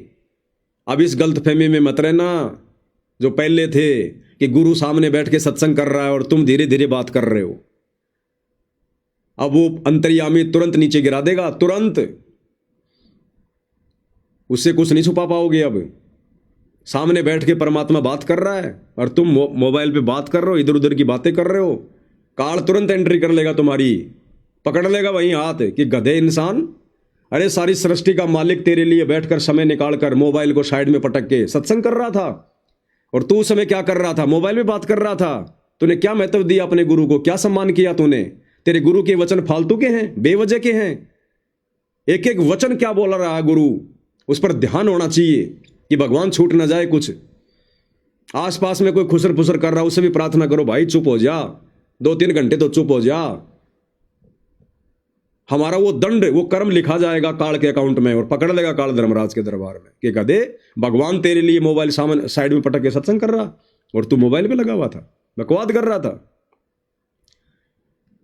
तो भाई अब हंस आत्माओं ने इस प्रोसीजर पे चलना पड़ेगा। इस प्रोसीजर से हमने भक्ति मार्ग पर आगे बढ़ना पड़ेगा। तो मोबाइल जहां जहां भी सात संगतियां भाई बहन रखवा रहे हैं, सात संगतियां रखवाने के क्या नियम है, क्या मर्यादा है, आप लोगों ने जान लिए, सुन लिए, देख लिए। बार बार रिपीट नहीं किए जाएंगे, नहीं बताए जाएंगे। यदि आप इन मर्यादाओं में खरे हैं तो सात संगति रखवाओ, तो आप सात संगतियों में जाओ। और सात संगतियों में कोई बच्चों की रमेणी की बात नहीं होगी, ध्यान रखना। किसी भी अगर सुनने में भी आ गया अगर आपके कि ये भगत आपस में अपने बच्चों की रमेणी की बात कर रहे थे, तुरंत उन दोनों को बुलाओ, भाई क्या बात कर रहे थे आप? इस प्रकार की बातें हो रही थी क्या तुम्हारी यहां पर रमेणी की, बच्चों की? कोई गर्भिद की, कोई राजनीति की बातें हो रही थी क्या? हाँ भगत जी हो रही थी। उठाओ अपना थैला, चलो यहां से। कोई डर नहीं है, कोई भय नहीं है, कोई पाप नहीं लगेगा। वो कोई डर नहीं, कोई भय नहीं।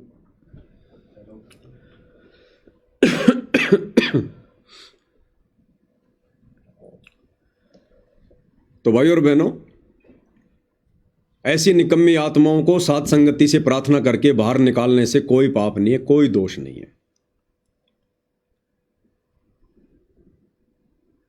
दूसरी बात, जहां जहां भी सात संगतियां होती हैं, सात संगतियां होंगी,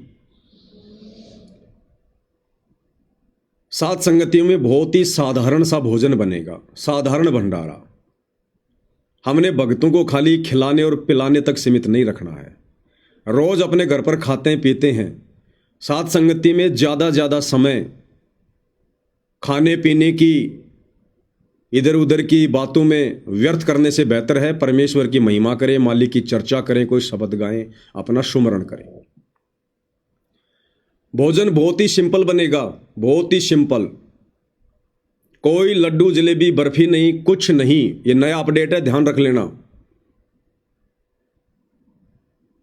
सात संगतियों में केवल 2 टाइम भंडारा बनेगा। सुबह का भंडारा भक्तों को कोशिश करो 10 बजे करवा दो, यानी 9 साढ़े 9 बजे, ज़्यादा से ज़्यादा 9 साढ़े 9 बजे गुरुदेव भगवान को भोग लगाओ। 9 बजे भोग लगाना शुरू करोगे, क्योंकि ज़्यादा भीड़ तो आती नहीं सात संगतियों में, अब तो वैसे बहुत ही कम भगत हो जाएंगे। तो 9 बजे परमात्मा को भोग लगाना शुरू कर दो, 10 बजे तक भोग लग के कंप्लीट हो जाएगा। 10 साढ़े 10 बजे भंडारा शुरू कर दो, आधा पौन घंटा 1 घंटा भंडारा में लग जाएगा। बैठ के फिर दिन में मालिक की चर्चा करो, महिमा करो। सुबह कोई भी नाश्ता किसी प्रकार का भगत भाई बहनों को नहीं दिया जाएगा, कोई नाश्ता नहीं दिया जाएगा किसी भी प्रकार का। सुबह जल्दी भंडारा करवा दो 10 बजे, डायरेक्ट भंडारा होगा और सिंपल भंडारा होगा। भंडारा अच्छे से लो, कोई दिक्कत नहीं है। सब्जी पूरी दे दो, सब्जी रोटी दे दो, साथ में कोई रायता वायता करवा दो, इससे ज़्यादा नहीं। ये फालतू का सलाद फलाद वगैरह, अचार फचार वगैरह सब बंद करो, ये चटपटे काम। कोई मिठाई चटाई नहीं बढ़ेगी किसी भी प्रकार की, कुछ नहीं। हाँ, गुरुदेव भगवान को भोग लगाने के लिए अगर आप मिठाई बना रहे हैं, बहुत ही कम, 1-1 कटोरी, जो सभी भाई बहनों को मिक्स करके बस भोग में दे दी जाए। भंडारे में अलग से देने की जरूरत ना पड़े किसी को भी, एक भी मिठाई। केवल गुरु को जो भोग लगा है उसी को गोल मोल करके भगत भाई बहनों को प्रसाद दे दिया जाए। इसके अलावा मिठाई अलग से नहीं होगी।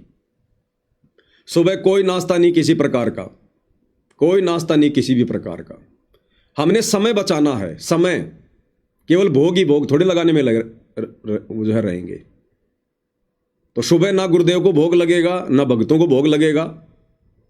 10 बजे कोशिश करो भोग भाग लगा के फ्री हो जाओ और भक्तों को भंडारा करवा दो, दिन में बैठ के मालिक की महिमा करो। फिर शाम के समय कोई नाश्ता पानी नहीं, ना गुरुदेव को भोग लगेगा ना भक्तों को भोग लगेगा।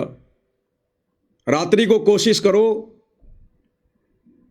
भाई, जैसे वर्तमान में 6 बजे भाई बहन अपनी संध्या आरती शुरू कर देते हैं, तो समय के अनुसार जैसे सूर्य अस्त हो तुरंत अपना संध्या आरती शुरू कर दो। संध्या आरती खत्म होते ही तुरंत भंडारा बना के गुरुदेव को भोग लगा दो, तुरंत फटाफट, और तुरंत फिर भगत भाई बहनों को भंडारा करवा दो। और ध्यान रखना, सुबह की आरती नित्य नियम, दोपहर की असुर निकंदन रमेणी और शाम की संध्या आरती। सात संगति में इन तीनों समय की आरतियों के समय कोई भाई बहन किसी प्रकार की दूसरी सेवा नहीं करेगा। ना कोई भंडारा बनाएगा, ना कोई आटा लगाएगा, ना कोई सब्जी बनाएगा, ना कोई चावल बनाएगा, ना कोई बर्तन मांजेगा। सबने आरती करनी तो करनी, बाकी सेवा बाद में। तीनों समय की आरती के समय केवल सेवा, केवल परमात्मा की आरती, बिल्कुल भी सेवा नहीं करनी है। उसके बाद में सारे भाई बहन मिलके फटाफट भंडारा बना लो, मालिक को भोग लगाओ मिलके, और फिर बैठ जाओ परमात्मा की चर्चा में। और रात्रि का भोजन हैवी मत करो, रात्रि का भोजन हल्का करो, अन्यथा नींद आएगी, ध्यान रख लेना। फिर सोओगे फिर रात को, फिर क्या फायदा। तो रात्रि को या तो दाल चावल या फिर जो है कढ़ी चावल, बस सिंपल, और कुछ नहीं। रात को कोई रायता फायदा नहीं, रायता भी केवल दिन के भोजन में। रात्रि के समय हल्का भोजन, कढ़ी चावल या फिर दाल चावल, बस, इससे ज्यादा कुछ नहीं। सिंपल तरीके से भोजन करो रात्रि में हल्का भोजन लो ताकि नींद भी नहीं आएगी, परमात्मा की महिमा भी होगी, बार बार किसी को बाथरूम में भागने की जरूरत नहीं पड़ेगी। तो ये विशेष तौर पर ध्यान रखना। दूसरी बात, कोई भी सेवा आप जी साथ संगति में करते हो, भाई बहन आपस में बैठकर मिक्स होकर सेवा नहीं करेंगे, बिल्कुल भी नहीं करेंगे। अगर पूरियां बेलने की सेवा है, या तो भाई बेलो या फिर बहनें बेलो। यानी कोई भी ऐसे सेवा जिसमें एक से अधिक भगत भाई बहनों को सेवा करनी पड़ती है, उनमें भाई बहन मिक्स नहीं होंगे। अगर बर्तन मांज रहे हो, या तो बहनें मांजेंगी या फिर भाई मांजेंगे। वहां आसपास भी नहीं बैठना है, बाकी अपना बैठ के महिमा करो, मालिक की ज्ञान चर्चा करो। जिन जिन को सेवा के लिए बोला जाए वही आदमी सेवा करेंगे। बाकी आसपास आके चेयर डाल के राजनीति करने की जरूरत नहीं है, वहां बैठने की जरूरत नहीं है। अगर पूरियां बहनों ने बेलनी है तो बहनें बेलेंगी, कोई भगत भी आसपास नहीं बैठेगा वहां। और बात करनी है, 5 कदम दूर से बात करो, 5 कदम दूर से। आपके आपस में भाई बहन के अगर रिश्ते भी हो गए हैं तो दिन में आराम करते समय आसपास में आराम नहीं करना, ध्यान रख लेना इस बात का। तुम सोचो हम तो राजा हरिश्चंद्र बन गए, हम तो मार्कंडे ऋषि बन गए। तुम बन गए, लेकिन दूसरा देखेगा उसके ऊपर उल्टा असर पड़ेगा। बिल्कुल अलग अलग महसूस भी नहीं होना चाहिए। गुरुदेव ने तो हमें यहां तक कह रखा जीने की राह पुस्तक में कि अगर किसी से बात भी करते हो, आपकी नजरें नीची होनी चाहिए, नीची। बहन ने भाई की तरफ और भाई ने बहन की तरफ, यानी स्त्री ने पुरुष की तरफ और पुरुष ने स्त्री की तरफ, उसकी नजरों से नजरें मिला के बात भी नहीं करनी है। यहां तक गुरुदेव भगवान ने हमें आदेश दिया हुआ जीने की राह पुस्तक में। इससे भी हमारे अंदर दोष उत्पन्न होते हैं, विकार उत्पन्न होते हैं। ये मन बड़ा उस्ताद है, ये सोचेगा मैंने अपनी पत्नी के साथ ही तो संकल्प लिया है, बाहर थोड़ी मनाई है, उसी समय नीचे गिरा देगा। तो बहुत ही हिसाब से भगत बन के जाना, हंस बन के। हंस के मन में भी विकार नहीं आते, मन में भी। और जो खुद तो रजोगुण से दूर हैं और दूसरी माता बहनों को देखकर जरा भी मन में कोई दोष आता है, फालतू की बातें बातें, परमात्मा नीचे गिरा देगा कि नालायक इंसान, अपनी औरत को तो बहन बना लिया और दूसरों के साथ तू मटरगस्ती कर रहा है, ये तेरी बहन नहीं है। ध्यान रखना, उम्र अनुसार केवल बहन बेटी और माता की नजर से देखना है। चाहे कोई बहन कितनी सुंदर हो, कितनी वो कुरूप हो, भक्ति मार्ग में सुंदरता का और इस कुरूपता का कोई महत्व नहीं है। गुरुदेव ने बताया इस खाल के नीचे सबका मैटेरियल एक जैसा है, चाहे कोई गोरा हो चाहे कोई काला हो।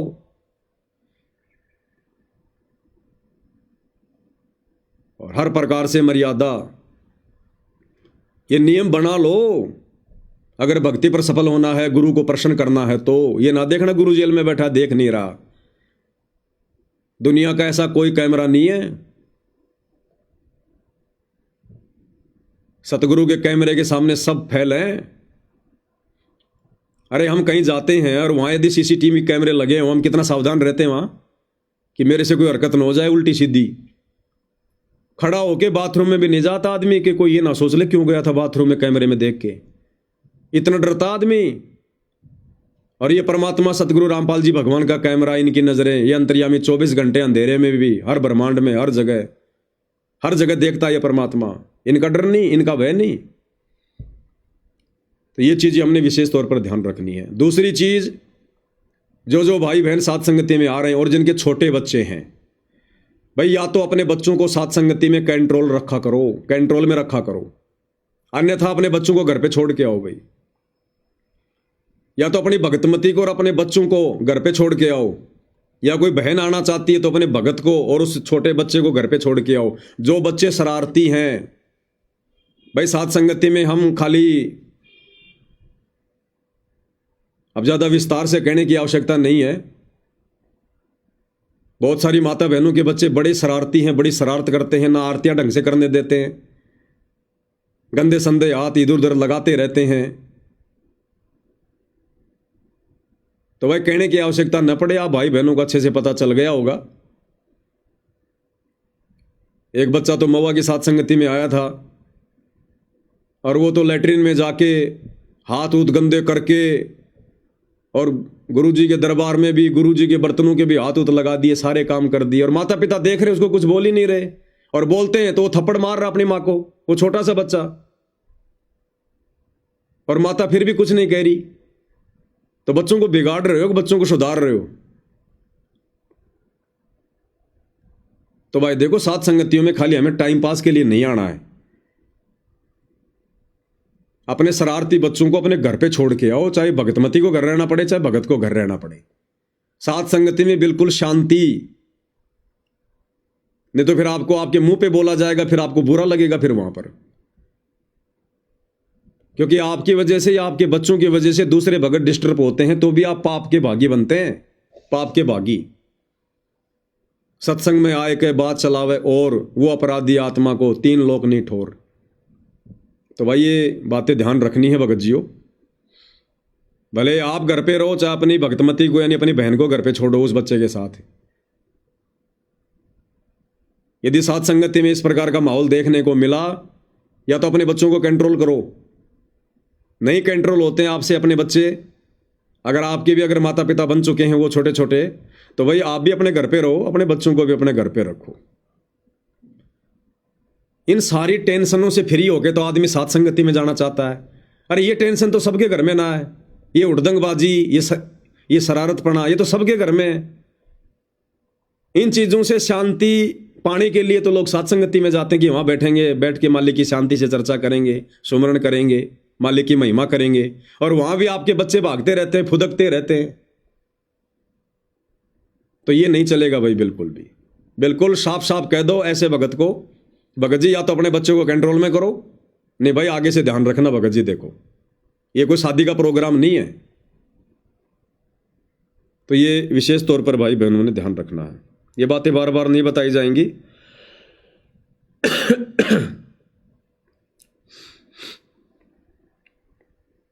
और भी बहुत सारी बातें हैं, लेकिन थोड़ी दास की तबीयत भाई और बहनों हल्की है, ज़्यादा बात हो नहीं पाएगी। एक भगत जी शायद को जगत वाला भाई ये मैसेज कर रहा है कि भाई अगर आपने रजोगुण वालों से सेवा नहीं लेनी है तो फिर ये इस लाइव वीडियो के टाइटल में तूने तेरे गूगल पे नंबर क्यों डाल दिए, फ़ोन पे नंबर क्यों डाल दिए, सेवा के लिए क्यों बोल रहा है।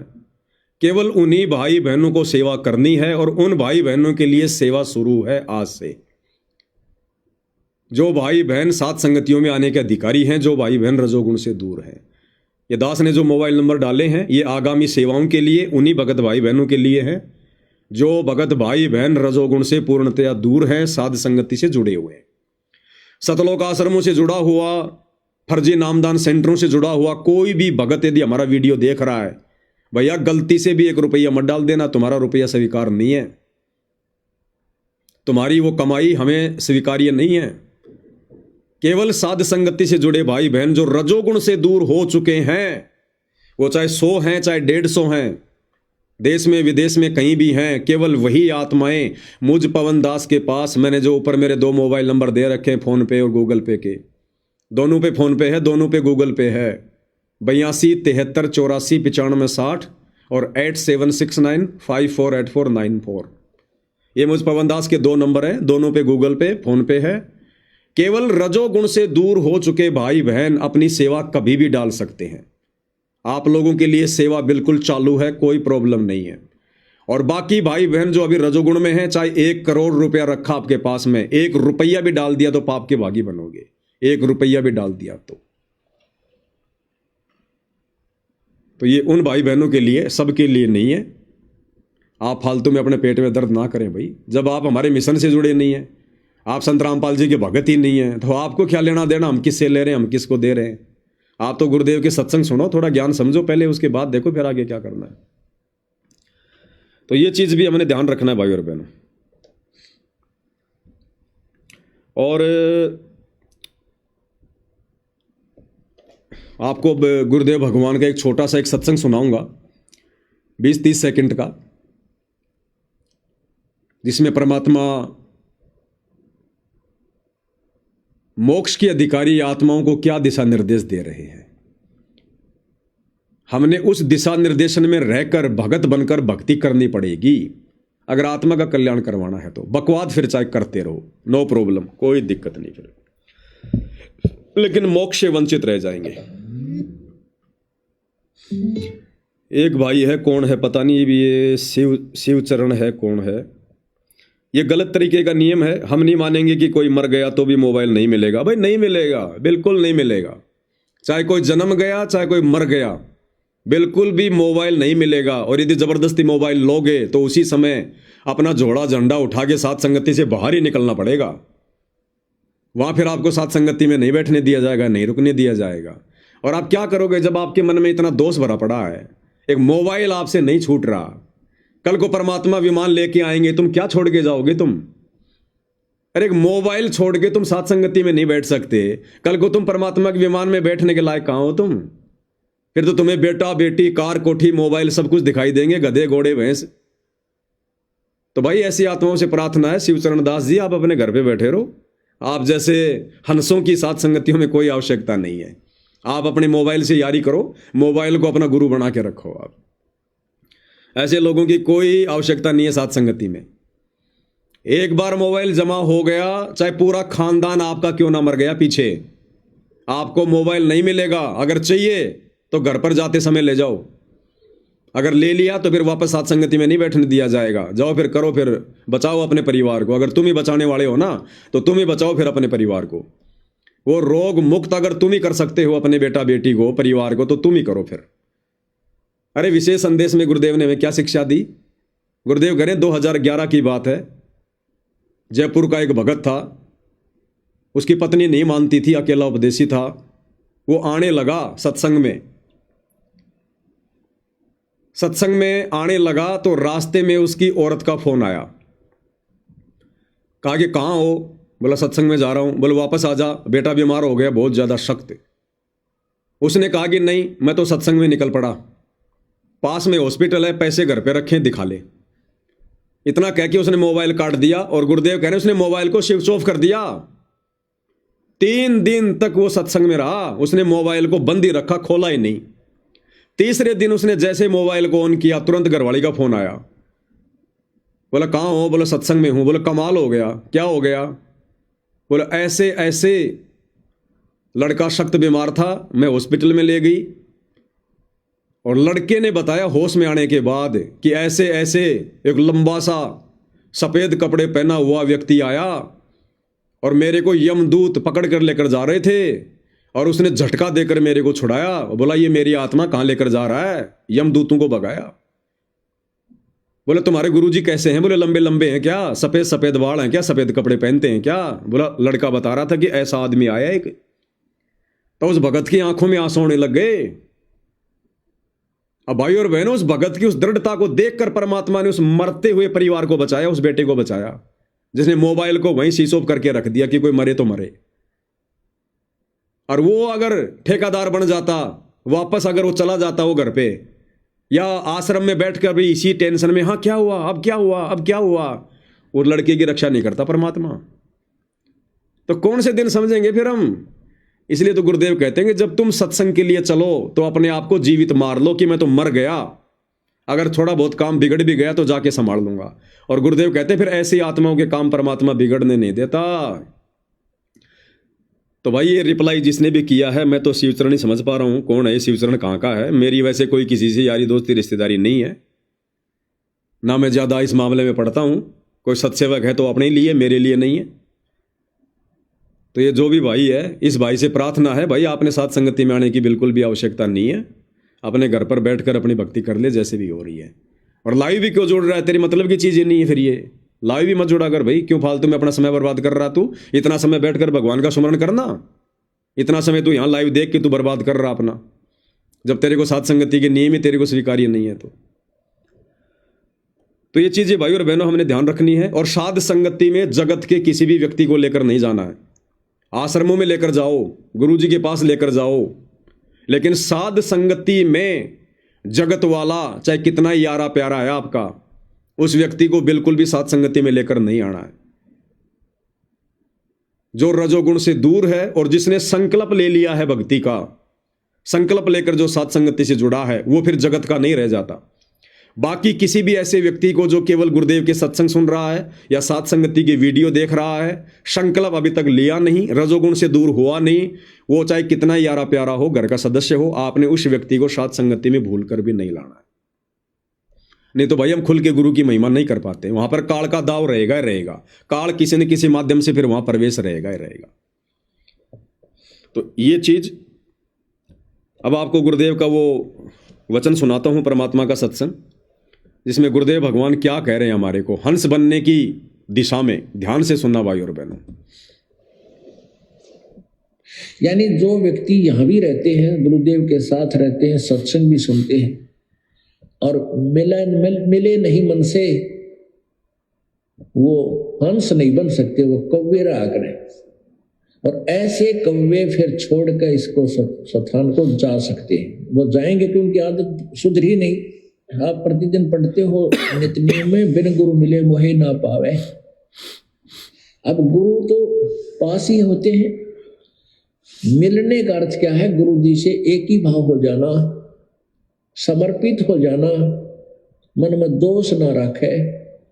गुरु जी कहते गुरु मानुष कर जानते तो ते नर कहिए अंध, वह दुखी संसार में आ गए उनके फंद। तो यहां उस स्थिति को क्लियर किया है।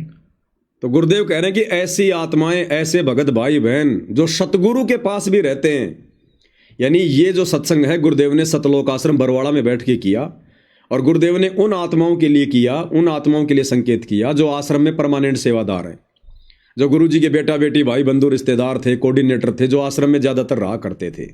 तो गुरुदेव उनके लिए संकेत कर रहे हैं कि गुरु के पास में रहकर भी यदि आपने बुराइयां नहीं छोड़ी, आप यदि हंस नहीं बने, यदि वही बगुले जैसी आदतें रही, तो आप कभी भी मोक्ष के अधिकारी नहीं बन सकते, कभी भी। तो गुरुदेव ने तो उनके लिए भी कह दिया जो आश्रम में उनके साथ में रहा करते थे।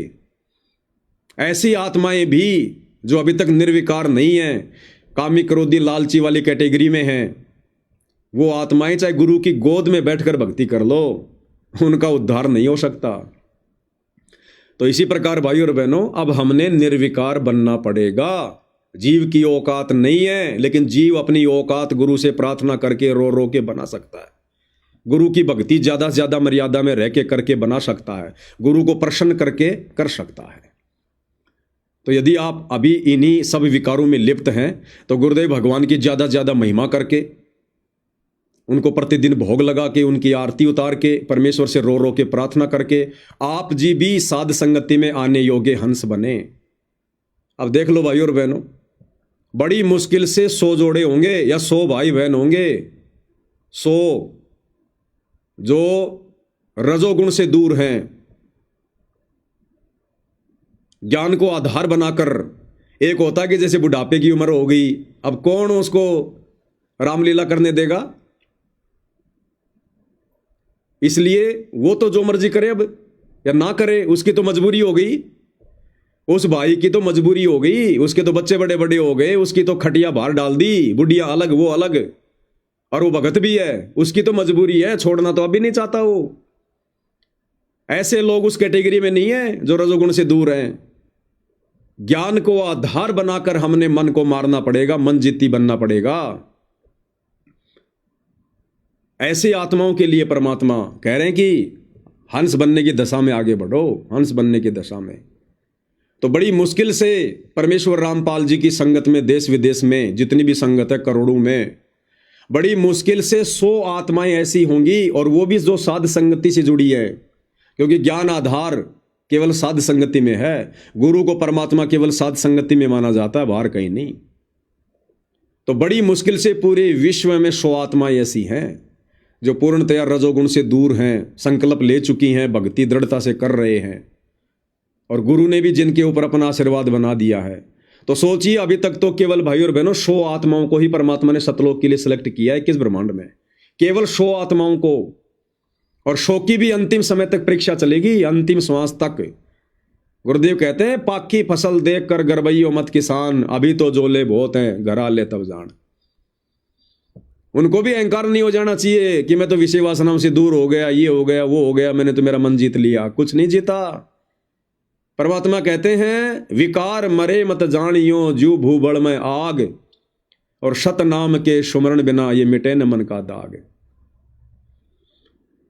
जैसे अग्नि काठ के माही व्यापक है पर दिखत नाही, ऐसे काम देव प्रचंडा व्यापक सकल दीप नोखंडा। अगर मन में जरा भी अहंकार आ गया ना इस बात का कि मेरा जो गुण से दूर हो गया, अहंकार भाव से, उसी समय भाई और बहनों जैसे परमात्मा कहते हैं जो होते हैं ना अंगारे, अंगारे के ऊपर वो राख आ जाती है, ऐसा लगता है कि यहां पर है ही नहीं कुछ, और जरा सी वो राख हटाओ अंदर से बिल्कुल चमकते हुए अंगारे। तो ये पांचों विकार हमारे अंदर ही रहेंगे जब तक जिएंगे तब तक।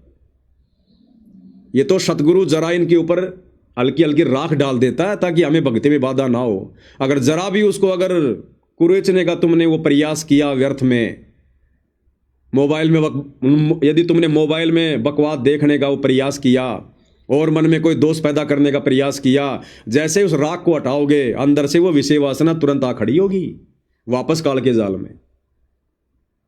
तो गुरुदेव से प्रार्थना करो, मालिक से बारंबार, हंस बनने का समय बहुत कम है।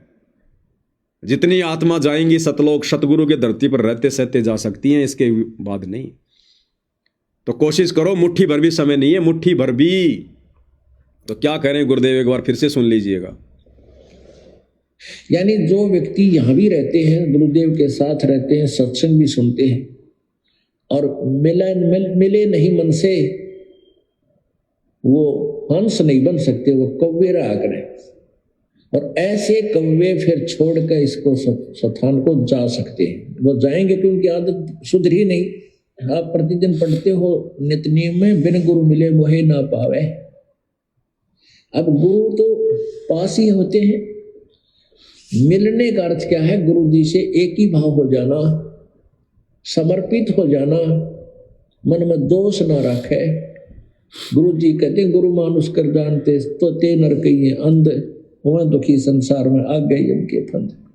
तो यहां उस स्थिति को क्लियर किया है। राजकुमार दास भगत जी हैं, इन्होंने मैसेज किया है, ये ज्ञान गंगा कर जी ने करा का फोटो लगा रखी है। किस काम का सेवा चालू है भगत जी? दास ने ऊपर जो गूगल पे फ़ोन नंबर डाले हैं कि भाई सेवा चालू है, तो भगत जी कह रहे किस काम की सेवा चालू है। अगर काम के लिए सेवा डालोगे तो फिर सेवा कहाँ हुई भाई फिर आपकी?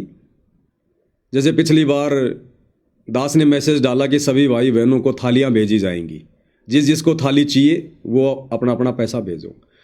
तो आपने सेवा डाल दी, बदले में आपको चंवर भेज दी, आपको थालियां भेज दी, तो वो सेवा कहाँ है? वो सेवा में काउंट नहीं है आपका पैसा। वो तो आपने पैसा डाला, बदले में आपको हमने कोरियर भेज दिया, आपका माल आपको भेज दिया। ये सेवा है? ये वीडियो बन रहे हैं, सेवा नहीं है क्या भाई? दास कुछ काम तो कुछ कर नहीं पा रहा इन सेवाओं के मध्य। मेरा परिवार कैसे चल रहा है? ये सेवाएं कैसे हो रही है? वीडियो कोई ऐसे बन रहे हैं क्या? कोई सेवाओं के लिए बाहर जाते हैं, दूर दूर जाते हैं, गाड़ी है, खर्चे हैं, ये सेवा नहीं भाई। ये सेवा थोड़ी है कि आपने चवर का पैसा डाला और मैंने आपको चवर भेज दिया, वो सेवा थोड़ी है। वो तो आपने सामान मंगवाया, मैंने आपको भेज दिया सामान। तो ये सेवा ही है, सेवा है तभी ये सेवाएं हो रही है। जिस दिन ये सेवा नहीं होगी, आप भाई बहनों की तरफ से जो परमात्मा आपसे जो प्रेरणा करके लगवाते हैं, तो मैं अपना कोई छोटा मोटा मैं अपना कोई काम धंधा देखूंगा, फिर ये सेवा थोड़ी हो पाएंगी। फिर थोड़े आप ये लाइव वीडियो देख पाओगे, मैनेजमेंट क्या कर रहा है, क्या क्या गलतियां कर रहा है, कैसे कैसे सावधान होना है, ये थोड़ी जानकारी आपके पास आएगी। फिर थोड़ी हो पाएगी ये। तो सेवा वो ही है, ये सेवाएं चल रही है सारी। दास सुबह उठता है, रात को सोता है, जो भी करता है सेवा ये हो। 1 रुपया खर्च होता है, चाहे लाख रुपया खर्च होता है। दास के घर पे आप सबको पता है पिछले 3-4 महीने से 5 ज्योतियां जल रही है। महीने का 1 क्विंटल घी डलता है, और घी दास को डेयरी का नहीं लाता, मजबूरी में जब नहीं मिलता, नहीं तो गांव जाकर दास 1000 रुपये का देसी घी लाता है। 1000 रुपये किलो वाला, कभी 2 क्विंटल, कभी 1.5 क्विंटल। हर महीने का 1 क्विंटल घी लगता है हवन में, जो दास के घर पर जल रही है सात संगत वाले भाई बहनों के लिए। तो 1 महीने का वो जो 1 लाख रुपए का जो घी जल रहा है, वो सेवा नहीं है क्या? महीने का कम से कम 4 से 5 लाख रुपए का खर्चा है दास का। तुम सोच रहे हो कि ऐसे पवन दास लाइव आ जाता है, ऐसे वीडियो बन जाते हैं, पूरा परिवार लगता है दिन रात, जब जाके एक वीडियो तैयार होता है। और दास के कम से कम 12 घंटे लगते हैं, तब जाकर उस वीडियो के छोटे छोटे वीडियो बनते हैं। दास के तो स्मरण भी ढंग से नहीं हो पाते इन सेवाओं के चलते। आप कहते हो कि कौन सी सेवा चालू है, तो ये सेवा नहीं है जो सारे दिन जो हमारी जो है चक्री बंदी रहती है, ये सेवा नहीं है। तारीखों पे जाता हूँ, गाड़ियाँ लेके जाता हूँ, सारा खर्चा है, वो सेवा नहीं है। मैं कोई मर्डर करके थोड़ा ना कोई जेल में गया था। आप लोगों तक संदेश से पहुंचाने के लिए तो मेरे ऊपर उन लोगों ने मुकदमे लगाए हैं। तो तारीखों पे जाना, वो खर्चा वर्चा, वो सेवा में नहीं आएगा क्या? भाई ये सेवा ही है सारी, और सेवा क्या होती है बताओ? तो अब सबने सेवा नहीं करनी भाई। 1 रुपया मत डाल देना गलती से, जो भाई बहन रजोगुण में है। आपके घर पर चाहे करोड़ रखें, अपने घर पे रखो भैया, अपने और काम में लो। पवन दास को मत भेज देना बिल्कुल भी। डाल भी दोगे तो आपकी सेवा नहीं लगेगी। मुझे तो नहीं पता चलेगा किसने डाला किसने नहीं डाला, लेकिन परमात्मा की नजरों में आपकी वो सेवा स्वीकार्य नहीं होगी। जो भाई बहन रजोगुण से दूर हैं, सही भक्ति कर रहे हैं, हंस आत्मा हैं, परमेश्वर की मर्यादाओं में हैं, आपको सारी बातें बता दी गई हैं, समझा दी गई हैं। अगर आप इस कैटेगरी में हैं तो आप अपनी सेवा लगाना भाई, नहीं तो सेवा मुझे भेजने की जरूरत नहीं है। दास अपना मूंगफली का ठेला लगा लेगा, कोई दिक्कत नहीं है। मेरी तो खुद की एक मजबूरी सी बन रही है, क्या करूं मैं? मुझे कोई अच्छा थोड़ी लग रहा है कि तुम भाई बहनों की सेवा के ऊपर अपना परिवार चलाना।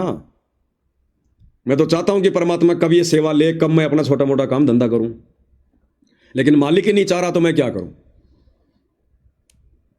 तो सेवा केवल उन्हीं की स्वीकार्य होगी जो रजोगुण से दूर हैं और साध संगति से जुड़े हुए हैं, केवल उन्हीं की। बाकी भैया चाहे आप कितना ही धनवान हो, कितने पैसे वाले हों, आपका 1 रुपया भी स्वीकार्य अब नहीं होगा, क्योंकि यहां दास कोई लोभ लालच के चक्कर में सेवा नहीं कर रहा है। मेरा मकसद आपसे कोई धन लेने का नहीं है। दास को तो परमात्मा प्रेरणा करके वीडियो बनवाते हैं आप लोगों से भी माया से दूर रहने के लिए। मैं कैसे आपकी माया अपने घर में घुसेड़ूंगा? तो केवल उन्हीं भाई बहनों के लिए सेवा चालू है, और ये सेवा चालू रहेगी जब तक दास सेवा में है। अब ऐसा नहीं है कि 5 दिन बाद बंद हो गई, 6 दिन बंद हो गई।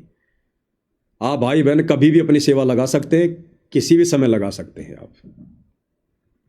दास ने दोनों नंबर दे दिए हैं, गूगल पे फोन पे के, लगवा सकते हैं आप।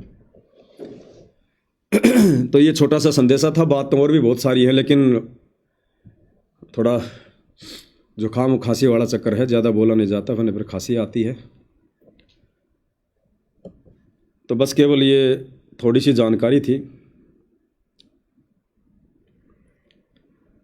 अब इसमें भी भाई और बहनों ये परीक्षा है भक्तों की, ये भी एक परीक्षा होगी अब साथ संगति से जुड़े भाई बहनों की।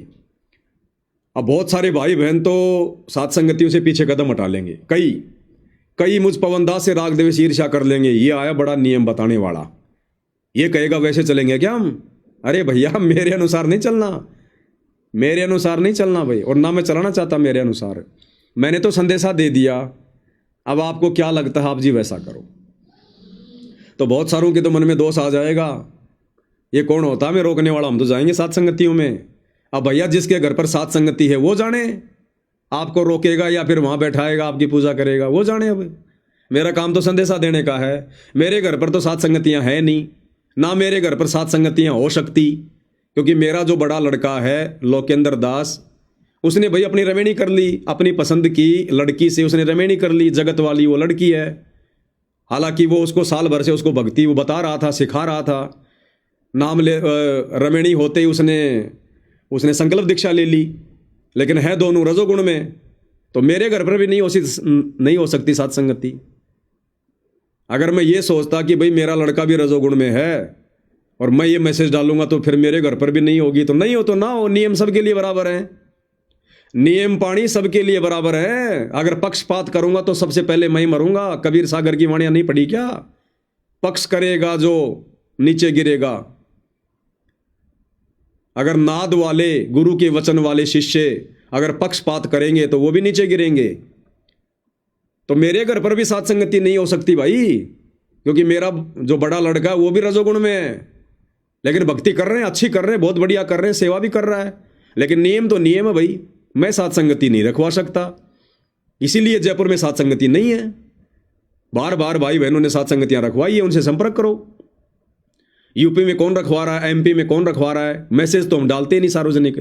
तो जहां जहां आपकी जानकारी है आप भाई बहनों से जुड़े हुए हैं, उनसे संपर्क करो, उनसे पूछ लो पहले सारी बातें कि भैया आपने पवन भगत जी का लाइव देखा कि नहीं देखा, आप उस मर्यादा में रह के साथ संगति रखवा रहे हैं कि नहीं रखवा रहे हैं। उसके बाद में आप वहाँ जाओ और साथ संगति में आने वाले से प्यार प्रेम से प्रार्थना करो कि पवन भगत जी जब लाइव आए थे विषय वासना के बारे में बताया था, आप भगत जी उस मर्यादा में हो क्या? और वो कहे कि हाँ भगत जी मालिक की दया है, तो आओ फिर अंदर। वो कहते हैं नहीं भगत जी मालिक की दया नहीं है, तो भगत जी देखो खाना पाना खाओ, चाय पानी पियो, जो भी है, बाकी भगत जी साथ संगति में फिर आप अलाउ नहीं है। तो पूछना भी है आने वाले को, ये नहीं कि साहब ये तो मेरा जानकार है, वो तेरा भले जानकार है, तेरे को क्या पता मुंह खड़ा करके आया 2 मिनट पहले। तो आपकी जिम्मेदारी बनती है, फिर आप दोषी नहीं रहेंगे।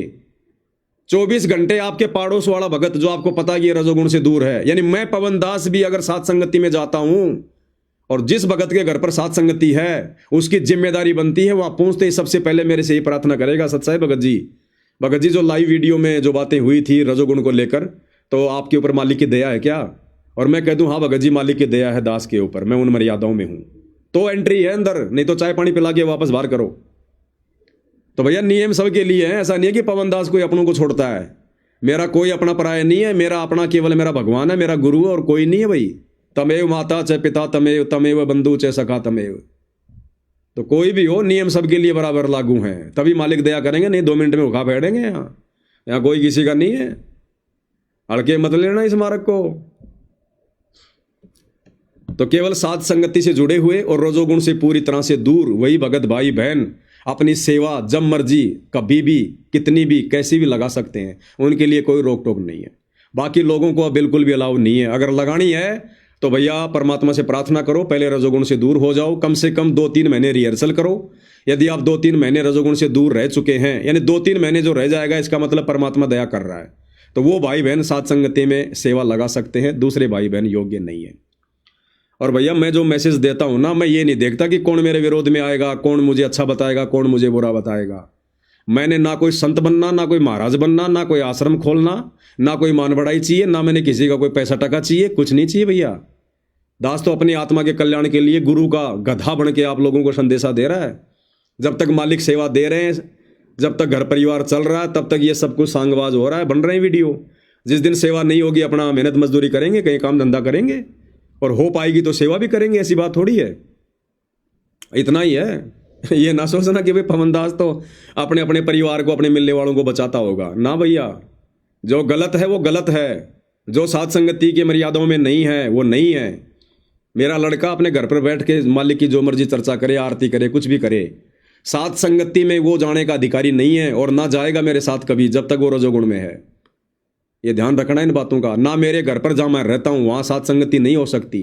अगर मैंने रखवानी है तो मेरे घर से अलग दूसरी जगह लेकर मैं साथ संगति रखवा सकता हूँ, और उस साथ संगति में फिर मेरा लड़का यदि रजोगुण में है वो भी अलाउ नहीं है। तो भैया ये नियम सबके ऊपर लागू हैं। ये नियम है तभी भगवान का साथ है। ये नियम नहीं है तो देख लो इन आश्रम वालों की क्या दुर्गति हो रही है, क्या हालत हो रही है इनकी। गधे घोड़े सब इकट्ठे हो रहे हैं, कोई मान मर्यादा नहीं है। तो नियम मर्यादा सबके लिए समान है। तो भाई और बहनों, आज के लाइव में केवल इतना ही। छोटी मोटी बातें रह गई हों तो परमात्मा प्रेरणा करेंगे तो बाद में बता देंगे।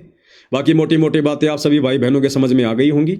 अगर आप रजोगुण से दूर हैं, आप चाहे अमेरिका बैठे हैं, चाहे जापान बैठे हैं, चाहे श्रीलंका बैठे हैं, चाहे हिंदुस्तान के किसी भी स्टेट में हैं, और यदि कहीं कोई साथ संगति है, उन भाई बहनों से संपर्क करो। आप जाना चाहते हो तो बिल्कुल जाओ, नो प्रॉब्लम। सीमाओं की कोई बाध्यता नहीं है कि राजस्थान का भगत नहीं आएगा, यूपी का नहीं आएगा। चाहे विदेश में जाओ, चाहे विदेश के यहाँ आओ, जो रजोगुण से दूर हैं, जो मर्यादाओं में हैं, जो मर्यादाएं आपको बता दी गई हैं। क्योंकि अब सात संगतियों में केवल हंसों की एंट्री होगी और लास्ट का समय चल रहा है। परमात्मा ने भक्तों को छांटना है, और ये देख लेना बस उतने ही भगत जा पाएंगे जो भगत इस प्रकार से मर्यादाओं में रहकर भक्ति करेंगे, हंस बनेंगे। बाकी सब भीड़ है, ये भीड़। अब कौन विश्वास करे इन बातों पर? इन आश्रमों में लाखों करोड़ों जुड़े, सब भीड़ है। भीड़, कति भीड़, निरी भीड़। जो बातें आज आपको बता दी गई हैं, जो साथ संगति में आने के अधिकारी हैं, उनके अलावा कोई भी ऐसा नहीं है जो परमात्मा के विमान में पैर रखने के योग्य है। भले आप 10 साल से साथ संगति से जुड़े हैं, यदि आप भी रजोगुण से दूर नहीं है, आप भी अभी टिकट बनवाने के अधिकारी नहीं है। और कोशिश करो, और प्रयास करो, मालिक को रिझाओ, प्रसन्न करो। विकारों से दूर होना पड़ेगा भाई। विकारी आत्मा कभी सतलोक नहीं जा सकती। हम शब्द पढ़ते हैं, निर्विकार निर्भय तू ही और सकल भय मान। सब पर तेरी साहिबी, तुझ पर साहिब नाए। तो निर्विकार कौन? हमारा गुरु। और गुरु क्या कह रहा है? गुरु को कीजिए दंडवत कोटि कोटि प्रणाम, और कीट न जाने भृंग को, यूं सतगुरु कर ले आप समान। सतगुरु क्या चाहता है? हमें अपना जैसा बनाना चाहता है। कीट न जाने भृंग को, यूं सतगुरु कर ले आप समान। हमारे सतगुरु रजोगुण में है क्या? और सतगुरु कह रहे हैं कि मैं तुम्हें अपने जैसा बनाकर सतलोक लेकर जाऊंगा। तो सतगुरु जैसा बनना पड़ेगा या नहीं बनना पड़ेगा? सारी जिंदगी ऐसे ही धक्कमपेल में रहोगे तो नहीं ले जाएगा सतगुरु। त्रिकुटी पर जाकर छोड़ देगा। यहां से तो सबको ले जाएगा त्रिकुटी पर, सभी जाएंगे, जगत वाले, शराब पीने वाले सभी जाते हैं।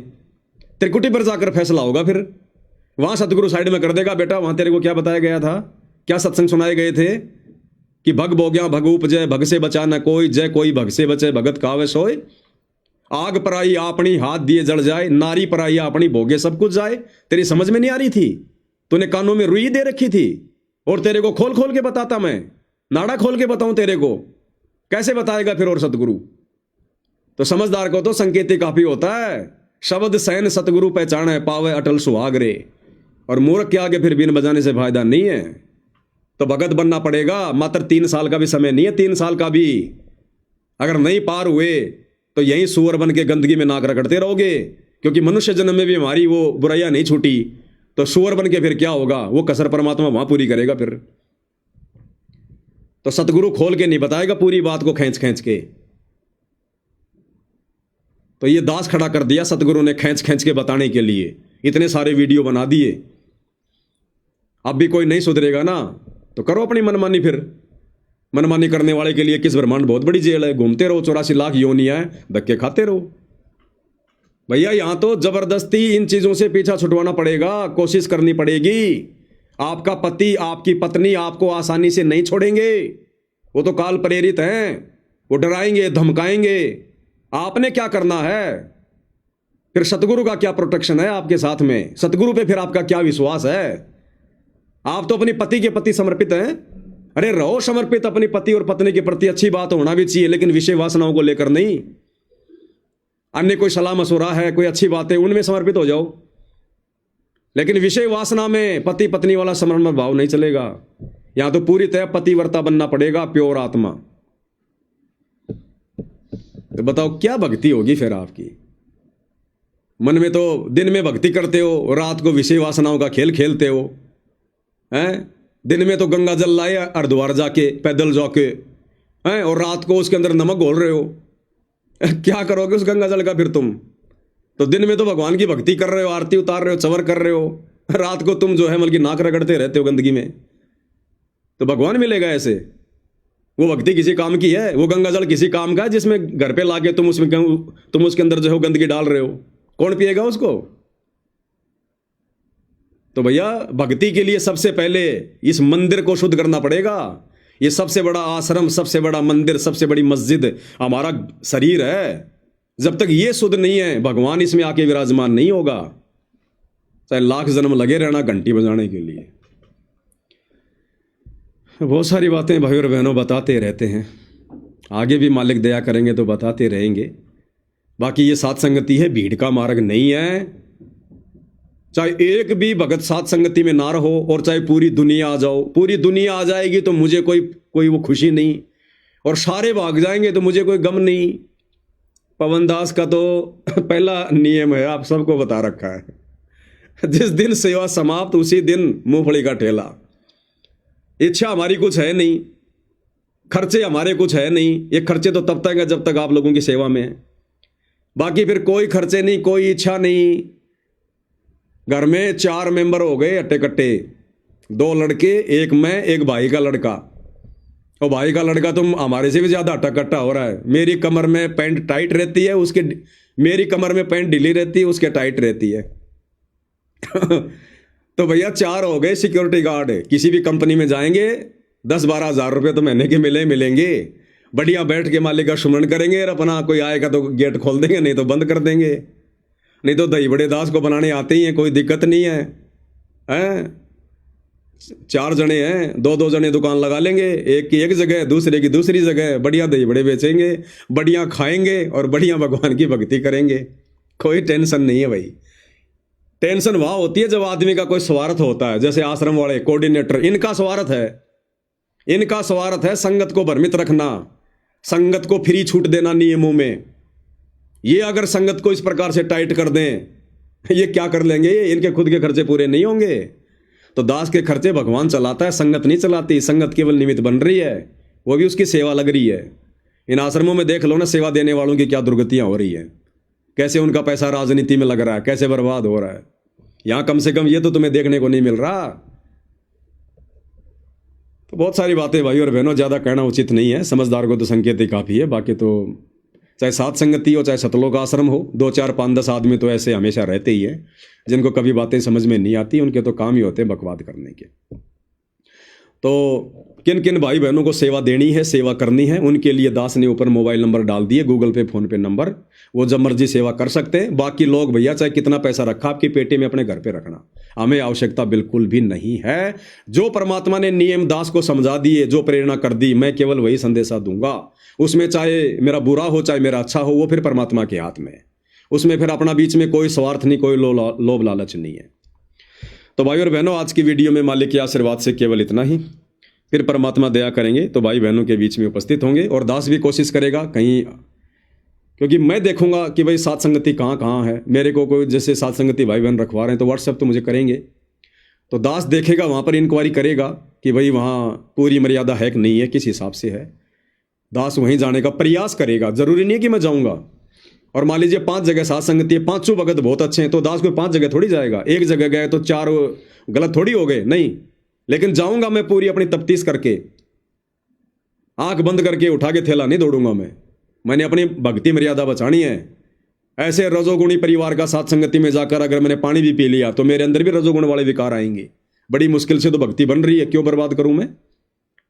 हमने बाहर का खाना पीना क्यों छोड़ा, ये तीनों गुणों के प्रभाव को डाउन करने के लिए। तो घर में तो चलो हमारी मजबूरी है, घर में अगर कोई रजोगुणी है तो भैया वो बेटे की बहू तो खाना भी बनाएगी, साथ में मालिक की आरती भी करेगी, वहां दोष नहीं है कोई, वहां कोई दिक्कत नहीं है, हमारे ऊपर उसका कोई असर नहीं पड़ेगा। लेकिन जहां हम आसानी से हम बच सकते हैं और वहां भी जाकर ये बकवाद करेंगे, फिर हम नहीं बच पाएंगे। तो भाई बहन कोशिश करो, प्रयास करो परमात्मा को और अधिक प्रसन्न करने की, खुद भी कोशिश करो इन बुराइयों से दूर हटने की। अरे बच्चे पैदा करके वंश चलाना कोई जरूरी नहीं है इस मार्ग में। परमात्मा कहते ये आवन जान बखेड़ा, यहाँ कौन बसावे खेड़ा। अरे आना जाना बखेड़ा है, ये क्यों काल का भोजन तैयार कर रहे हो। अगर समझ में आ गया, चलो रमणी हो गई तेरी, बहुत अच्छी बात है। बच्चे पैदा करना कोई जरूरी है, कोई ये दुनिया कर रही, क्या कर रहे हैं सारे, कोई ठेला लगा रहा है, कोई भाग रहा है, कोई चपड़ासी है, कोई क्या है, कोई क्या है। सारा दिन पूरी दुनिया बेगार में घूम रही है, तो कौन सा उनको ब्रह्मा विष्णु महेश बना देगा। तो मालिक की भक्ति करो, ठीक है रमणी हो गई, अब तेरा खाना बनाने वाली, तेरे कपड़े धोने वाली आ गई, तेरे को भी आसान हो गया, उसको भी बैठे बैठे राशन मिल जाएगा, तू काम करेगा, वो तेरे घर पे काम करेगी। भाई बहन के रिश्ते बनाओ, अपनी भक्ति करो, क्या मिलेगा उस गंदगी में, क्या नाक रगड़ना उसमें। वो तो वैसे तो विकार है, तुम्हें पता कि विकार भगवान को बिल्कुल भी नहीं है पसंद, और फिर भी हम जानबूझकर विकार कर रहे हैं, फिर भक्ति का भी दिखावा कर रहे हैं, फिर हम भगत हैं। तो ये तो भाई और बहनों देखो, फिर अपने अपने बुद्धि विवेक की बात है, दबाव की बातें नहीं है। ये तो बहुत ही अग्रिम लेवल की बातें हैं। कोई विशेष, कोई बिरला आत्मा होंगी जिनके समझ में आएंगी, और कोई बिरले होंगे जो इन चीज़ों का सामना करेंगे। बाकी तो गरीबदास जी ने कह दिया, दास गरीब कहे नर लोई, सतगुरु को चीन बिरला कोई। ये संसार विघन की घाटी, कोई निकलेगा बिरला सूर। तो भाई बिरला सूर बनो, तब फायदा है ये संघर्ष करने का, भक्ति करने का, दो नाव की सवारी में नहीं। तो भाई और बहनों, आज की सात संगति में इतना ही। मन कर्म वचन से दास से कोई गलती हो गई तो सभी भाई बहनों से करबद्ध क्षमा प्रार्थी हूँ। बंदी छोड़ सतगुरु रामपाल जी परमेश्वर जी की जय हो। वो अपने स्टेट में रहे सब दूसरे